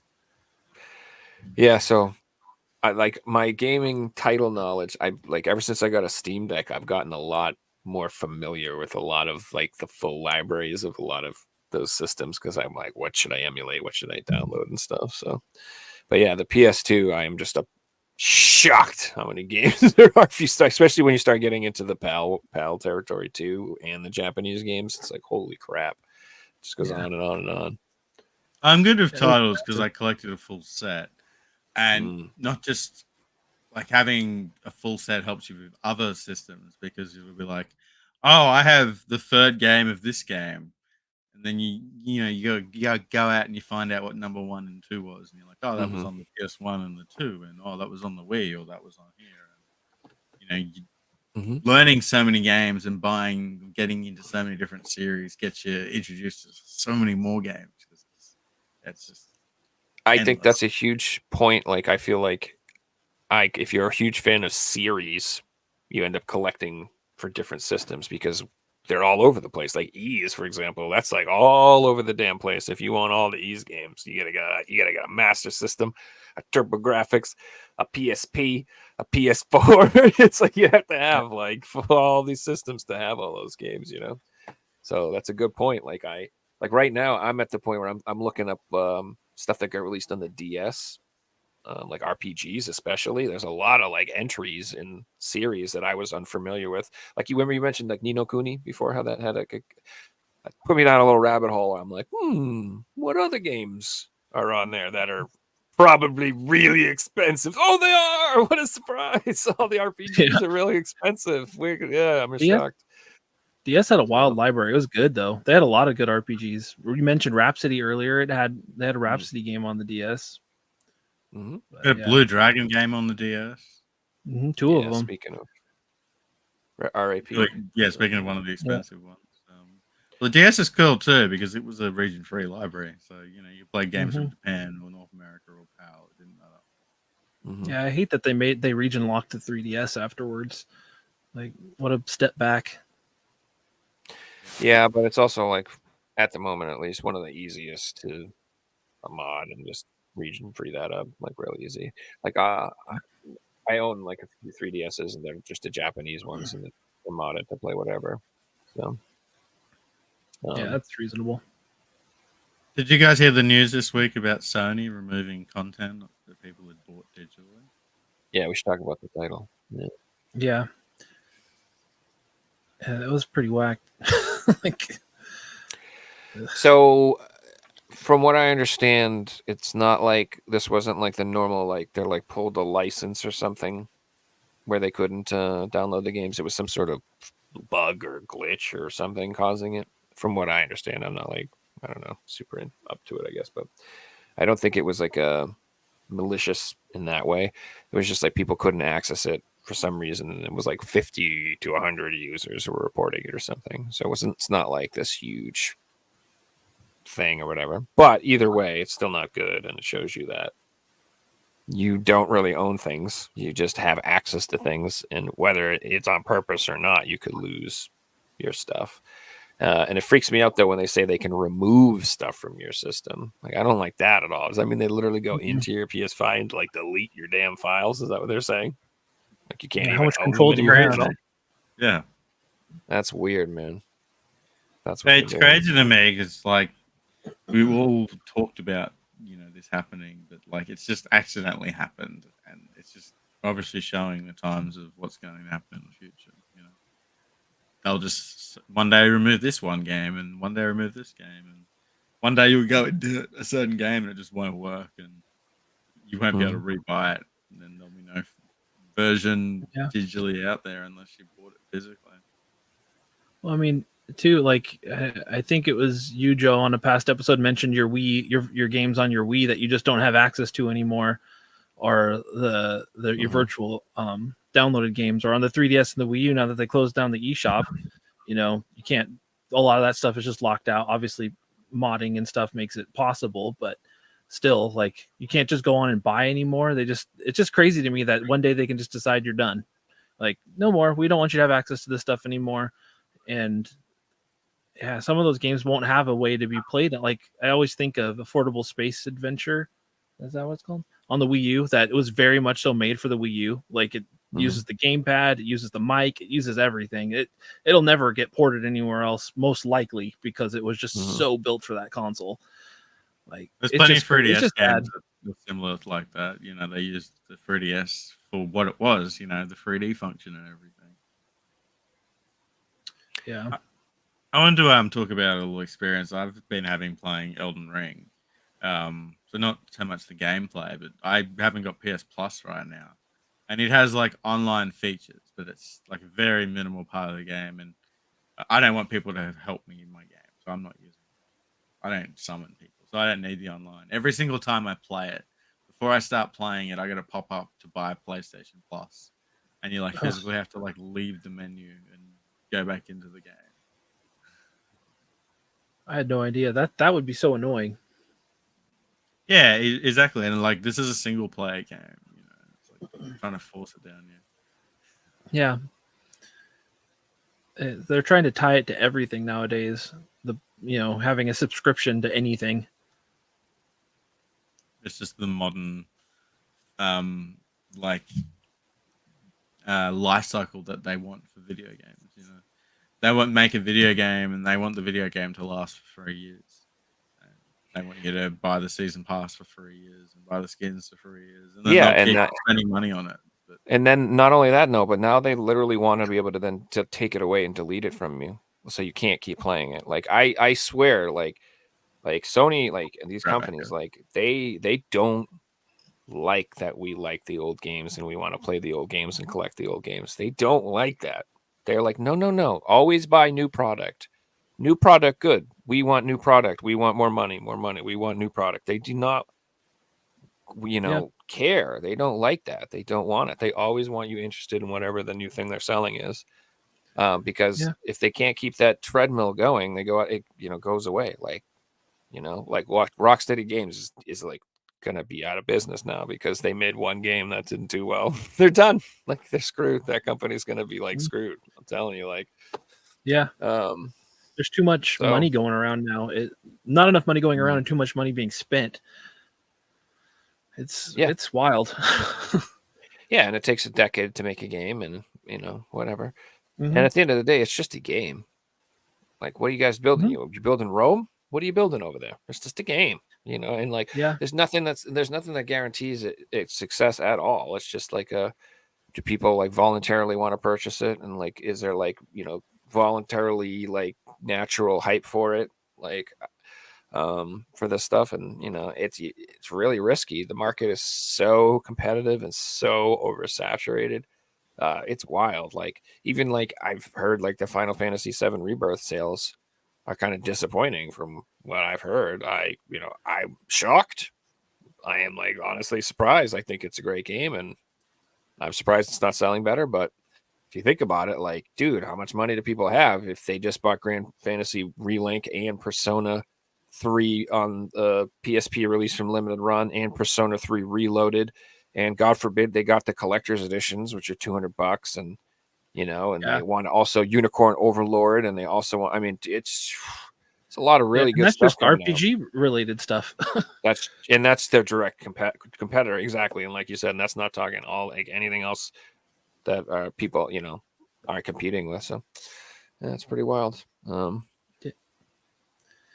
Yeah, at some point, I wish they would maybe take a look at what's working. So many indie developers are having success. Like I think of like Mhm. Stardew Valley and Undertale and these games, which Mhm. obviously they find a cult following that really works, but it's still there's something to be. Well, Helldivers, I think, is almost a better example of a game that's doing really well too. Sometimes the Yeah. lower price point and the right level of what's the word I'm looking for? Like promotion from, whatever it be, their commercials or YouTubers and stuff. If they sell things correctly, it really tends to do pretty well in this market sometimes. People, if you can make a game that somehow is TikTok or YouTube streamable, like Mhm. that game will almost guaranteed take off. And Smart. yeah, I mean, some of these have really taken off. Like maybe they need to step back and like Spider-Man 2 is fantastic, but Mhm. they had to sell over 10 million copies to break even. Like those numbers are wild. Like It's true. like that. Yeah, it's just crazy. Yeah, and I don't like. I don't know. I'm not a fan of live service games in general. So like, if you're like planning on like making games that are designed to milk me for lots of money, I'm just not interested. Like, I don't care how good your game is. Like, I'm just like, I feel like I'm just being taken advantage of, and I'm not interested in that. Like, so I'm Even a little old on school. top of, I get it. And on top of that too, like all that money you put in, like I think there was a cell phone game I got onto at one point, and I put not like a lifetime supply of money into it, but I put a decent chunk of money in it. And one day it was just not doing well enough, and they canceled it. What do I have to show for that? A couple of screenshots. That's it. Mhm. Nothing else. It was very eye opening to me because I got caught up in it when some of my friends were playing it. I enjoyed it. It was fun, but Mhm. like any of these live service games, you can put all this money into skins and battle passes and whatever. And I'm not dogging it because I still do it sometimes. But one day you won't have anything to show for it, most likely. Like it's that digital content. They decide the game's not doing well enough, they close it down, and where are all your skins at? The So way I look I at what you get out of those games is Mhm. you can stream them and you can do well streaming from those games, and you can gain the followers and the people you meet along the way. But if you're just playing by yourself, and all you're gaining is the experience that you're having in that game and the few wins that you get, etc. Like it's all gone after the servers go down. Even before then, when people stop playing it and the servers become dead, it's practically gone already because who can you share it with? Yeah. Yeah, I get so again, I guess I don't know, like I'm a weirdo, but like I'm not really into gaming on my phone in general. And when I do, like they have emulators for your phones now too. So like I love putting like old school RPGs on my phone because you don't really need a controller to play those. You can just sit there and take your time and chill out, and I would play those more than anything if I was going to play games on my phone. And like I don't know, I just feel like I know this is ridiculous because it's not, but like I feel like when I play a real game and I beat it, I feel like I've accomplished something. And when you play games that have no ending, I'm telling you just like it's all like those weird dopamine hits, but there's no satisfaction of accomplishment. You never finish. Like there's just the Yeah. next season, the next season, the next season, the next season, or whatever. It's just like never ending. And I'm like, after a while, you get diminishing returns on your satisfaction. And then you look at it like a lost time investment and a lost money investment. And like, that's not how I feel when I beat Final Fantasy VI on my phone. I'm like, yay, that's fun. I I don't feel, agree. I just like, cool, No, I another agree one in the completely. bag. don't know. Yeah, like Here's my I platinum play. trophy I got on my phone, guys. Yeah, dude, I love me a platinum trophy. Like I play Apex Legends. I'm not great at it, but I play it. But I don't play it by myself. I don't hop on and play Apex Legends. I play it because my friends play it, and like it's something we can do together. It's an easy squad up type game. But yeah, it just that kind of stuff solo to me just doesn't. It isn't fulfilling. It's fun to get a win with your friends, but yeah, I'd rather play something with a story, just a game with a beginning and an end when I'm playing by myself. Because finishing a game and tossing it as a collector, tossing it back on the shelf feels like an accomplishment. I made one more step towards working through my collection. That's always bigger than it is smaller. But Chris, I used to grind solo leaderboards on PUBG. oh, It was did you? a lonely experience, but I used to stream, so I was playing with my viewers. You know, I wasn't. You at least that at least had like a purpose. And I know some people like it enough to play it on their own, and I don't judge anybody for what they like, but for me personally, it just like if you're streaming it, that's different because like you said, you have people you're working with. But yeah, I'd rather play something with some content, with a story, I should say. Yeah, I shouldn't say story because that's not my always true. memories But of we can like get an end. 40-minute games on Miramar playing solo is hanging out by myself, playing with mates, is chatting for 30 minutes, having fun, and playing the game for 10 minutes. Yeah. Yeah, so obviously I'm way biased towards single player games. Like at this point in my life, I am. Like I used to play tons of multiplayer, but not anymore. I don't know. Like my friends, like it's impossible to get them to play games. So I just play on my own schedule. I play with my girlfriend more than anything, to be honest with you. Yeah, I think that these days you almost can't go into a game with a group of friends. You almost have to go into the game and meet people who have the same type of interest as you, but they're playing that game as well, because those are the people that you're gonna. Oh, you want to play this all day? Yeah, I'll hang out and play all day. Or when you finish work and we get on and play together for 5 hours or 3 hours or whatever it is. Yeah, my roommate does it that way. They're good. That's usually what I do. I just go into communities and meet people in communities, and I'm still that's fun friends too. with those people years down the line. You can make great friends that way. I'm a bit lucky that I just have a couple of friends locally that happen to have schedules that mesh up with mine, and we like a lot of the same games, or we find things that we can play, meet in the middle. But I know not everybody has that, so I feel fortunate that it's an easy co-op partners, but yeah, for me, I always feel that I still always have that itch to fire up the old World of Warcraft account. That's where for me, where I like, if I want like a social game, like that's the one I want to play, because it's like, gosh, I don't know that game. I don't know how it is now, but that was like my favorite for hanging out with the bros. Because like you said, Figsy, we could just hang out in the Orgrimmar, just the main just talking shit and having a great time for 30 minutes. We didn't even have to play. It was just like a place for people to talk and hang out and have fun and plan. And Exactly. I could spend an hour at 1 p.m. putting a group together for 6 p.m. just talking and playing and sending messages and seeing who's going to be on. And spend more time planning the raid than the actual raid itself. Yeah.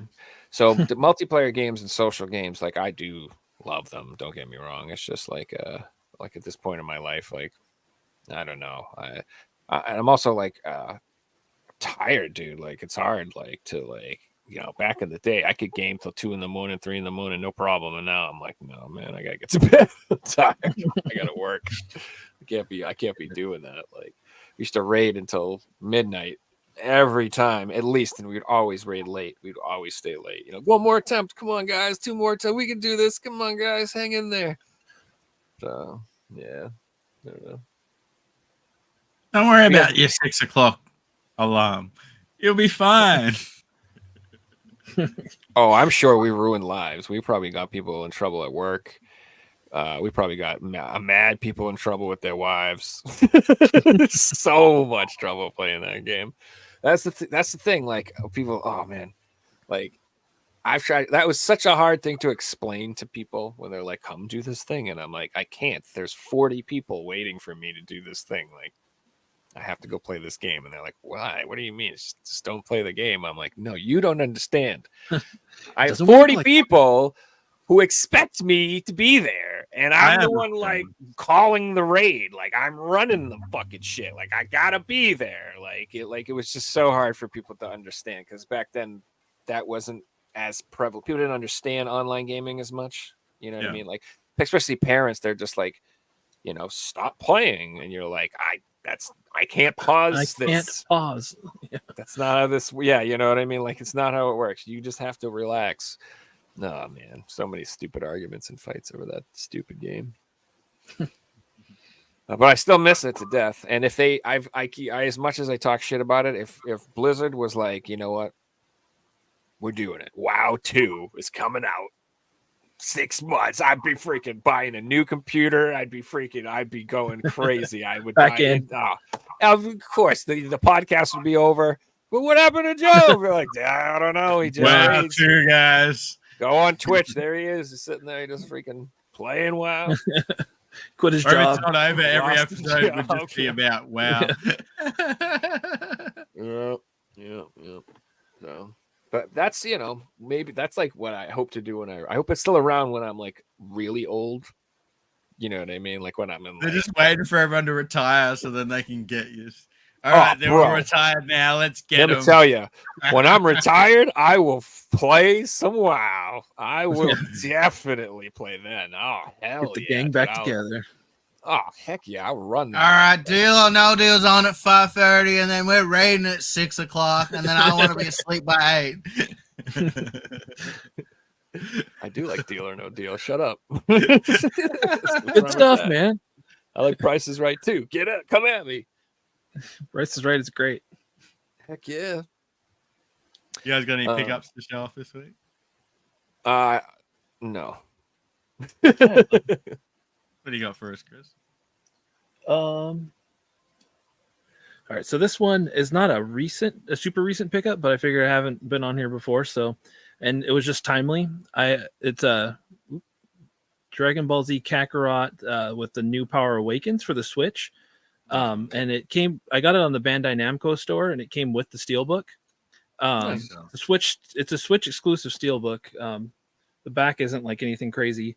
But there's 2 reasons I want to bring it up. One, Akira Toriyama passed this week, which is terrible. He wasn't that old and devastating. Still had a lot to do.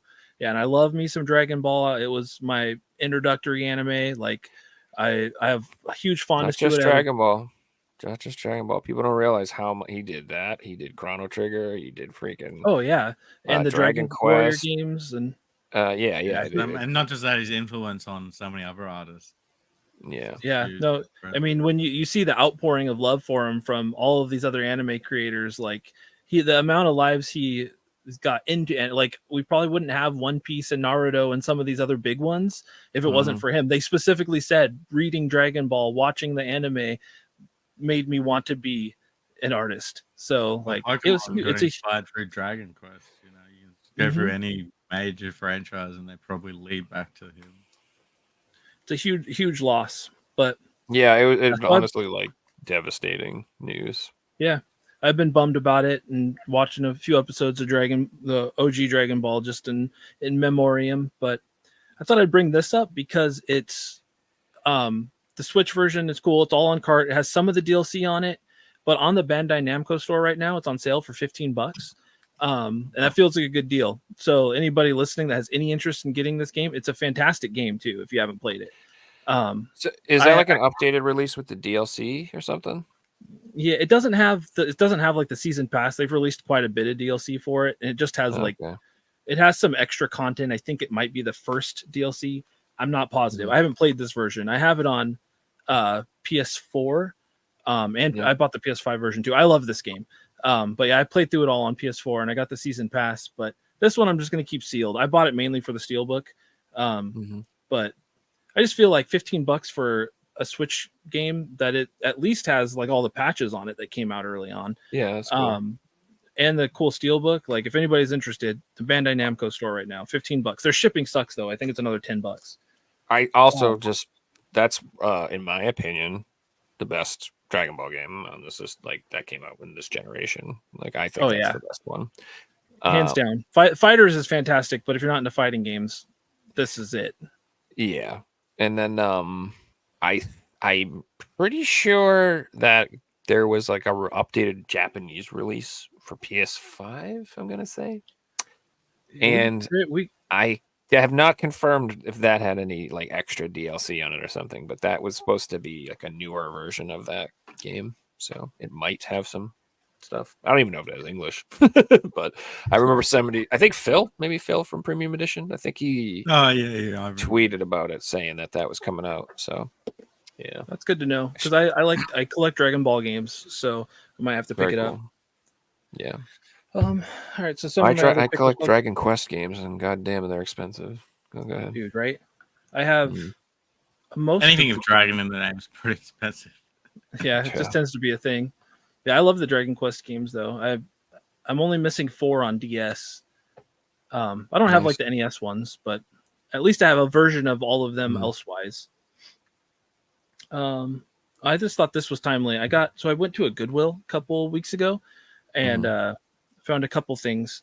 One, we were talking about Blu-rays and stuff. I don't know if you guys have ever seen Firefly. Oh yeah, But I love Firefly. I Oh, found the yeah, complete okay, I know series. what you're talking It's complete series $3. So, and I'm like you were $3. saying, Heck yeah, with the, the way it feels like it's going, I'm going to start buying more shows and movies that I like on DVD, on Blu-ray, on, 4K. Any show you like that has licensed music at all, buy it now, because Yeah. you will never hear that music again, even if they re-release the show. So like a lot of my girlfriend, especially, like I've been buying her like DVDs and stuff for like old shows that she likes. She's like, even the ones she finds, she's like, all the music's messed up. It sucks. So you want to buy the ones with the real music on it because they'll change all that crap. Or just won't they just won't do it, or there'll be like an episode that's really expensive and they just won't have that episode or something. They'll just be like, episode 13 is just not there because that's the one that has this other, Spider-Man's in it, and we don't want to pay Sony $5, so whatever. Also, the story changes after that episode, so it just makes sense now. yeah. So yeah, they just rip content from us. So then at that same Goodwill, I also got, I don't have a lot of luck at Goodwills. My wife likes thrift store shopping, so I go and I always look at the games, but I don't have a lot of luck. But at that same one where I found Firefly, I found Tenchu Z on 360, which is a FromSoft game, which is cool, and Fable: The Lost Chapters. But the coolest part is they're both sealed. Oh, I'm struggling with my camera angles here. But yeah, you're like, it's so hard to do this. Yeah. But yeah, I was like, that's super cool. I'm not sure, I'm not a sealed collector at all. Like, if I'm not going to play it, I don't feel a need to have it. So I'm not sure what I'm going to do with them. I kind of want both games, so I don't know. I'm flirting with maybe trying to trade with somebody who actually sealed collects. And then buy cheap used copies. That's what you do. Yeah, that's probably the best. Fable isn't worth that much even sealed, so I might just open this the one. platinum hits, but Tenchu should be worth it. Tenchu's worth a little bit more, and I've heard it's a good game, so I'm like, it's a great game to add to the collection. Not that. And then, did that not get released on PlayStation? Right? No, that didn't. Right? I don't think so. No, I don't think so. That's 360. Yeah, I bet that's worth something. Yeah, it's. I It mean, has FromSoft obviously Xbox has a lot of. Oh yeah, it does. Yeah, I looked it up. I want to say it was sealed. It's like 80, 90. So that's pretty good for a game I found at Goodwill for $4. Not bad at all. And then I also got this was a Macari purchase. It's Trails of Cold Steel, the premium edition for the Vita. Yeah, it's gorgeous. So I haven't played this series, but like I said, I love RPGs, and I really wanted to get into it. And I felt like I wanted to start with the first one, but on the Vita. Like specifically, I feel like I want to play it on my Vita because I like the Vita a lot. And this was listed as had everything but the pin that it came with, little lapel pin. But he had it listed for $50, 55, I think, with shipping. And I was like, that's cool. But I sent him an offer for 40, and he took it. And then I was like, okay, even better. And then when I got it, it has the lapel pin in it. So I'm like, everything is here. So I'm like, maybe he found it after he's like listed it. We just looked in the box and didn't see it. And Yeah, This is I'm like, I incredible. don't know. So I'm like, well, it's 100% complete. He looked it up and he goes, "What the fuck's a lapel? I don't know. I don't have that thing." I don't have it. So Oh, I that's thought that was cool. I'm excited to play it. And then Well, if you have last, you gotten like all of like you should if you're interested in that series, I'm just saying you should get all those games now before they're insanely expensive on the PS4. They're already like hard to find some of them. yeah, I just You can I get 1 haven't and bought 2 the on second the one Vita. yet. So, Yeah, I'm gonna get the second one on Vita, and then 3 and I think it's 3 and 4 just got released on PS5 in one combo pack, and I just bought That's that. true. I haven't yeah. played them yet. I might get the PS4 versions eventually, but I was like, this is the best way to just get it now. Oh No, that's the there's smarter all way the to do it. spin-offs. There's like now Zura and all that other Azure whatever. Yeah, there's a lot of them. There's I don't even know where to. I just figured I'm gonna start with Trails of the Cold Steel 1, and I'll figure it out from there if I'm into it. But Good way. I played 15 hours and went, no, I don't think it's for me. that's what I've heard. It's like you'll either love it or you're just gonna be like, this is too much. So It was good, but it was not for me. Like I'm not. Yeah. I can see how people love it, but I didn't. Yeah, the people that love it love that series. So I have a couple of friends who are really big into it. So I've wanted to get into it for a while. Last couple pickups were both GameStop pickups, which I don't find good stuff at GameStop too often. But this, I don't know too much about the game, but I like to collect stuff from this publisher, Sodesco. The Girl and the Robot. It looks just kind of like a chill, cozy type game. Kind of gives me Ico vibes, but I haven't played it, so I don't know if either of you guys have. Have you got? I have a full Sodesco set. Oh, you do? I have all of them, man. That's cool. I don't know what it is, but I love that it's a subset that I'm going for. I just think they seem to publish really quality like indie titles. So yeah, they're nice, I'm up cozy, to like cool games.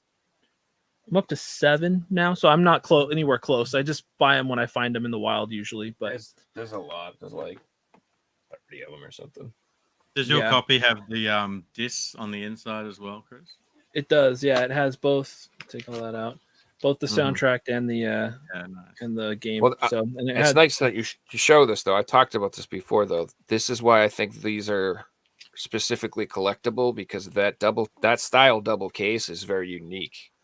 Because it's on the left and the right. It's not like a foldable, attachable disc thing in the middle. Yeah. So those are like I really like it.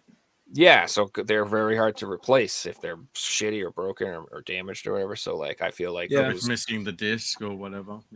Yeah, I've seen them like online. People will sell them. It's just they're in a regular case, and like the second disc will just be like in a sleeve and like tucked in with the game or something, like because they don't have that case. So I've said this before, but like those are cool to collect for that reason, because those cases are so unique.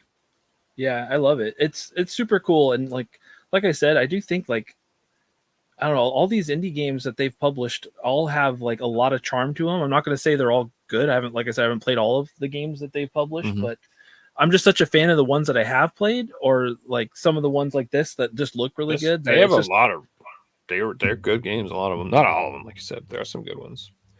Yeah, Ether One's good. Among the Sleep's really good.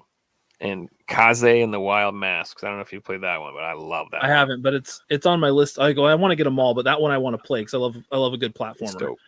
Yeah, it looks really good. I'm a big fan of Tokitori, the puzzle game with the little chick. Oh, that sounds weird. The little baby chicken. It's like a chicken. Yeah, I know what you're talking about. Well, I'm a big fan of that. That kind of got me down this path of like I want to get all these games because I like that they publish these more obscure games. Yeah, dude, I'm into it. There's three cover variants for Among the Sleep, just so you know. Oh, is there? Yeah, I'll have to. About this. Yeah, you'll have to send me a picture. I didn't know that. Yeah. No, I'd like to see a picture of your collection too. Like that's really, I just like to see them all together. But that's really cool. I didn't know they were very. Still waiting for Joe to drop a game room tour. It'll happen one day. Dude, yeah, that'd be cool. Dude. I should. I gotta clean the room. Well, supposedly my roommate's moving out, and then once he does that, I was gonna move my desk out of here, and then get a couple more bookshelves and clean it all up, and then maybe I'll do a little tour. Then he got no excuses. No, I'd love to see it. That'd be cool. My last pickup, also a GameStop pickup. It was only like $8, but it's the Steel Book for Nino Kuni 2. But it had the game and it had the soundtrack. Once again, double sided Steelbook, which is cool. But yeah, I mean, like I said, it's only like $6. But I just think it's a really pretty Steelbook. Yeah, I like that one. It had a steelbook for the first game as well, and it's one of my favorite steelbooks out there. Dude, that's a nice Steelbook. I was still at GameStop at the time, and I know the Steelbook, at least in the States, was a GameStop exclusive. Yeah, that's how I got my copy. I had to get it from America, and it was a fortune because it was only released at GameStop. But it's really cool. Yeah, I like a good Steelbook. I like Nino Kuni Tuni. Sorry, go ahead. I haven't played either of them, but I want to, so I have both of them now. So I need to play them. Play 2 I first. prefer the first one over the second one. But it's Exactly. Play 2 first because everybody likes 1 more than 2, but 2 is really good. So I played 2 first before I played 1, and I loved 2 because I had nothing to compare it to. I played just 2, and I'm like, this is just a great game. It's a really fun JRPG. I really liked it. And then I played 1, and I'm like, all right, I can see why people like this a little bit better, but I just recommend it because they're not connected. You do not have to play 1 before 2 at all. That's good to know. That's like the Suikoden series. I started with 4, and 4 is notoriously like the one that people like the least. But because I started with it, I was like, it got me into the series. I went back and got all of them, and I still have a lot of love for 4.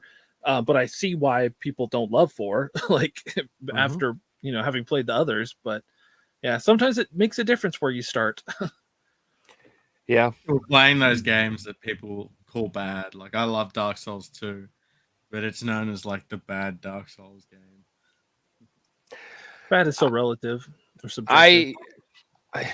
I mean, something like I believe people when they say the Gollum game is bad or like the Kong game is bad. Like when I believe, I'm not saying that I don't believe anyone when they say games are bad, but if there's a game that's like Dark Souls 2 or even something like that, I'm like, what if they were just bad?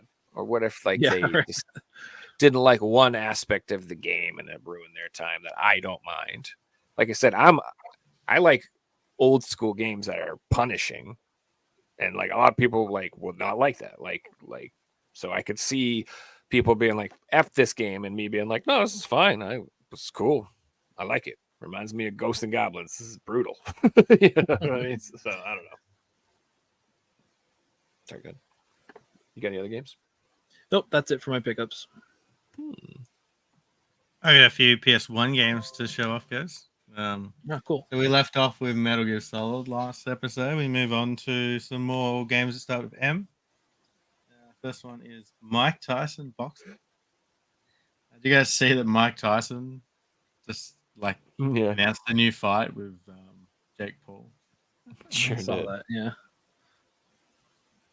I'm gonna be perfectly honest. I don't care how old Mike Tyson is. I won't want to fight Mike Tyson. No, he's a scary looking man. Yeah. I think he's just just the series I truly loved. Played this with my brother and dad growing up. Played the hell out of them. Bought the sequel. Played the hell out of that. Really nostalgic for me, and that's the Motor Racer game. So we got Motor Racer 1 and Motor Racer 2. So many hours on these as a kid. They look blocky. They look terrible, but to me they were awesome back in the day. So it's just that whole nostalgic factor. They're still awesome, bro. I'd rather not play them because you don't want to be like, oh, this isn't as cool as I thought it was. But it's nostalgic to have them. I'm happy to have them in the collection. Here's another game that actually holds up today. Really, really fun kart racing game, and that is the Muppets Race Mania. Oh, really? A really fun game, yeah. Huh. That's cool. If you haven't tried this, definitely give it a go. It's super fun. Did that get a release in America too? I'm assuming. Good question. Someone in the chat might know. I'm not familiar with it. And here we have one. I usually try and collect. If I have one game from a series, I usually try and collect them all. Here's one I got a while back, and I haven't bought any of the other ones, so it's on the list. But it is the Namco Coliseum Volume Number 2. I believe there's 5 of these, and it says MAMCO, and they're all lined up, and it looks really cool together. I think those are cool. Yeah, hopefully one day I'll get them all, but for now I've got one of them. comes with 5 games on it, so it's pretty cool. There's a pretty nice Capcom collection as well. That's like a multi-disc collection on the PS1 too. Nice. They went crazy with that stuff on the PS2 and Yeah, like good old days. Yeah, I remember like oh God, who was it? I think it's some like Switch Watch. They were like nowadays these companies will remaster one Genesis game, throw it on a Switch cart, and charge you $60. And like back in the day on the PS2, you would have gotten like 70 games for $14.99. You know what I mean? Like it would have been like what is going on? Literally, but and they played better. Yeah, and they were complete. Have you ever watched the AVGN episodes about the Taito collections on the PS2? It's like Yeah, it's like 2 episodes. He did like it's like 2-hour-long episodes about those 2 discs because that's how many games are on them. It's like holy crap. Yeah. Next we got a racing game again. This is NASCAR 2000. I actually have a lot of fun with this game. The NASCAR games were a lot of fun.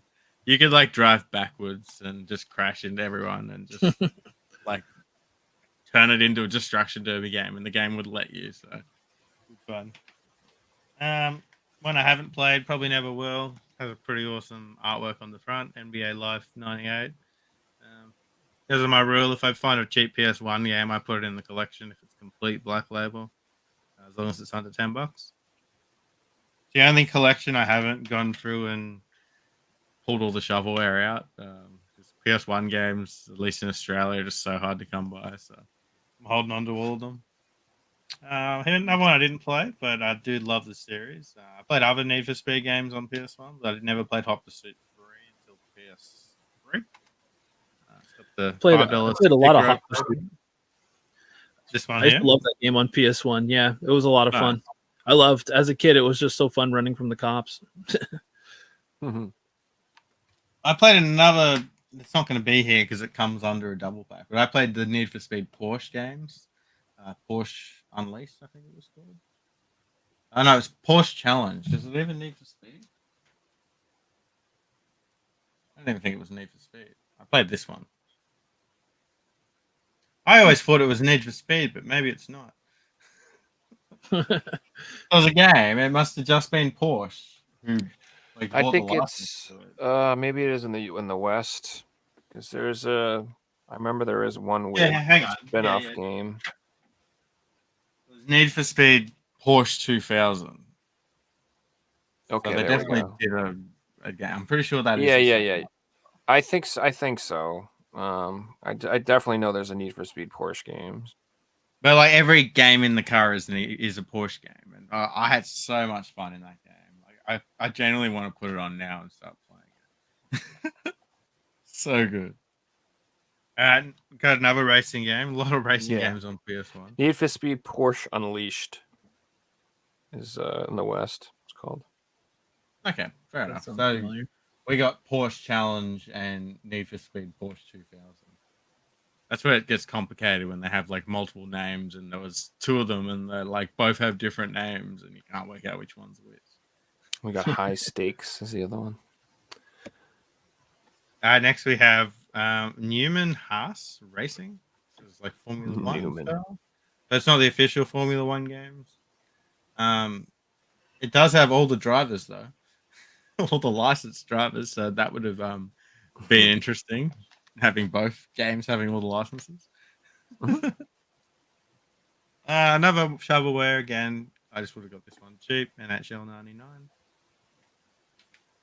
That game's probably fun. Yeah, dude, you know what game? I like NHL 95 on the Genesis. You ever play that shit, dude? That's a good ass game. That's it's like good you game. Can fight in those games. Yeah, you can cheesy fight in those games, but that's still a fun ass hockey game, dude. And I still like NHL Hits on the GameCube quite a bit. Those games were fun. Game. The Hits, the Blitz, all those games. Mm-hmm. Yeah, so I never played Hits on PS1. I played Blitz a lot, but I didn't play Hits until like PS2 and the GameCube for some reason. I don't know. Yeah, that's where I played it. But I love Blitz, dude. Love stupid codes, giant heads, and shit like that. That was a lot of fun. Blitz was fun. Yeah. Our last one today, guys, is a little bit cooler than last year, and it is Ninja Shadows of Darkness. Nice. Never I played never that. actually played this one. I just picked it up lately, but it looks pretty cheesy, to be honest. So I'm not familiar with it, but it was made Eidos made decent games back then. It's got So really cool artwork to it as well. Eidos, of is it course, like on the a Tomb Raider team. 3D? Yeah, it's a 3D free thing? looking thing. Yeah, There's Eidos. like That's a what I'm saying. Back then, terrible Eidos on the looking PS1 were dragon like back and dinosaur. that was probably cutting edge stuff right there. Yeah. Yeah, exactly. It's that thing that like doesn't hold up well today because of how far 3D graphics and everything's come. See, I don't know, man. I just look at PS1 graphics with like they are the sexiest thing. I don't know. I love the way those games look still. I just do, man. Lara Croft on PS1, peak. Peak woman right there. Yeah, Gosh, I hope those remasters come out with that physical so bad, dude. Yeah, that would be that's what I'm waiting for too. Because I'd like to play them. I never played them. But just speaking of PS1, I'm actually playing Mega Man Legends right now. I took a break now that I'm playing Rebirth, but I never played it before, and I got it somewhat recently. But that game, it's very PS1. You look at it, it's PS1 graphics, but just to go along with what you're saying, it's just I think it's so charming. Like those PS1, like it's very appealing to me. Like I can see why somebody might look at it and be like, "Ew, it's ugly," but I don't get it. I think it's like it's very much so its time, but I think the charm is through the roof. Like all the colors, everything's very. I haven't played many PS1 games for a while, and it's made me go down a rabbit hole a little bit of like PS1 games I never played or I want to play again. I love it. I'm having a great time with it. But yeah, I think the PS1 had some charm for sure that it goes unnoticed sometimes. I definitely agree with you in some aspects, but then there's some things like the loading times and like broken memory games cards and suck. things There's like definitely that, where things it's about like, it. oh, this isn't as fun as I thought it would be. Different things like that. But nostalgic's a big thing too. Like I love playing games I used to play. It brings back old memories and different things like that. So you had to be there, I guess. Like at the time, the PS1 graphics just blew me away, man. Like I thought coming from off the Super Nintendo was amazing. And I remember playing N64 and thinking it looked like butt, dude. Like I did not dig that. I did not dig how the N64 looked at all. I thought the PS1 smoked it. So I was always like, yeah, PlayStation's the best. So especially now that I throw those in an emulator and upscale them, it's like a whole new experience. I'm like, man, God, it looks so good. Doesn't, but yeah, doesn't. I'll never forget my first time playing Final Fantasy 7 or Metal Gear Solid on PS1. Yeah. Like those at the time, they were mind blowing. Like I mean they haven't aged well, sure, but they still have that 7. I mean, even the pre-rendered backgrounds look cool still. Like, I mean, they'll have their things. I don't know. I see what you're saying. Yeah, it's definitely. I mean, I know it's nostalgia. Like I know it is. Like, but it literally is. Like when I boot up a PlayStation 1 game and that's that boot up screen. That you're like, oh, that sound. It does. It just does something. To me. Yeah, it does. No, I get it. Like, I'm trained like a monkey. Like I know I'm gonna like. It's like like you hear the bell and you're getting a cookie. Like when I hear that boot up sound, my mic. Oh man. Yeah, you grab your piece of pizza and sit down. It's gonna be so good. I'm gonna call out of work. I'm gonna call out of school. I'm gonna play Xenogears all day. Yeah. As I was playing Mega Man Legends one day, my wife came in the game room and she was like, "So what is this? It's so ugly." And I was like, "It hurts." Like that hurts. Oh, but she didn't grow up with PS1. Like she didn't play mini games until we'd met really. So it just to her, it's just like why would you play something so old? I'm like, you don't get it. Nostalgia, man. It works. But I don't even have nostalgia for Mega Man Legends. It's the same reason why your kids won't want to play games that even came out 5 or 10 years ago. Like future generations aren't gonna like games that we like because it just makes sense. Because they got their Fortnite and Roblox. They don't want to play new stuff. Sad, really. Guys, on that way, we might call that one a night. Chris, thanks so much for coming on, man. It's been a blast chatting with you. Yeah, thanks for having me. Where can people find your podcast? Podcast is basically anywhere where you can stream podcasts. So Spotify, Apple Music, Amazon Music. It's on YouTube now, but it is. I don't do video, so it's just a static image on YouTube. But it's something I'm flirting with the idea of trying to incorporate now that I have a more now that I have a YouTube channel, I'm trying to think about what to do. But yeah, Puppets? it's Mhm. oh, No, sorry. puppets would be fun. But yeah, basically anywhere you can listen to podcasts. So Nice one. I've got And some it's links below, guys. X Button Be sure to go Gaming, drop a follow. correct? yeah, X Button Gaming. Gaming. So X Button Gaming, cool. and yeah, and you could find. I'm on Instagram at X Button Gaming. I'm on X, Twitter, whatever, to X Button Gaming 1. So Man, this X Twitter thing, we have to figure If this you do out. own the original Xbutton Gaming account, get in contact with us. that's what I know. It's He's out there somewhere, right? Listening to one random podcast. I need to find it. I need to contact him and see if I couldn't get it, because when I bought the domain for this, I went to every social media, even if I didn't plan on using it, and registered the name, and I got X Button Gaming everywhere but Twitter. I'm like, it's the only one where it's X Button Gaming 1. So It might happen one day. Who knows? I know Twitter are like deleting old usernames that people don't use and things like that. maybe I can swoop in. There's hope. Oh, guys, Yeah. thanks so much for watching. Chris, thanks for coming on. It was a blast, man. Yeah, thanks again. I had a lot of fun. Yeah, it was really cool, man. It was a great show. And thanks for watching, everybody. Have a good night, guys. Peace.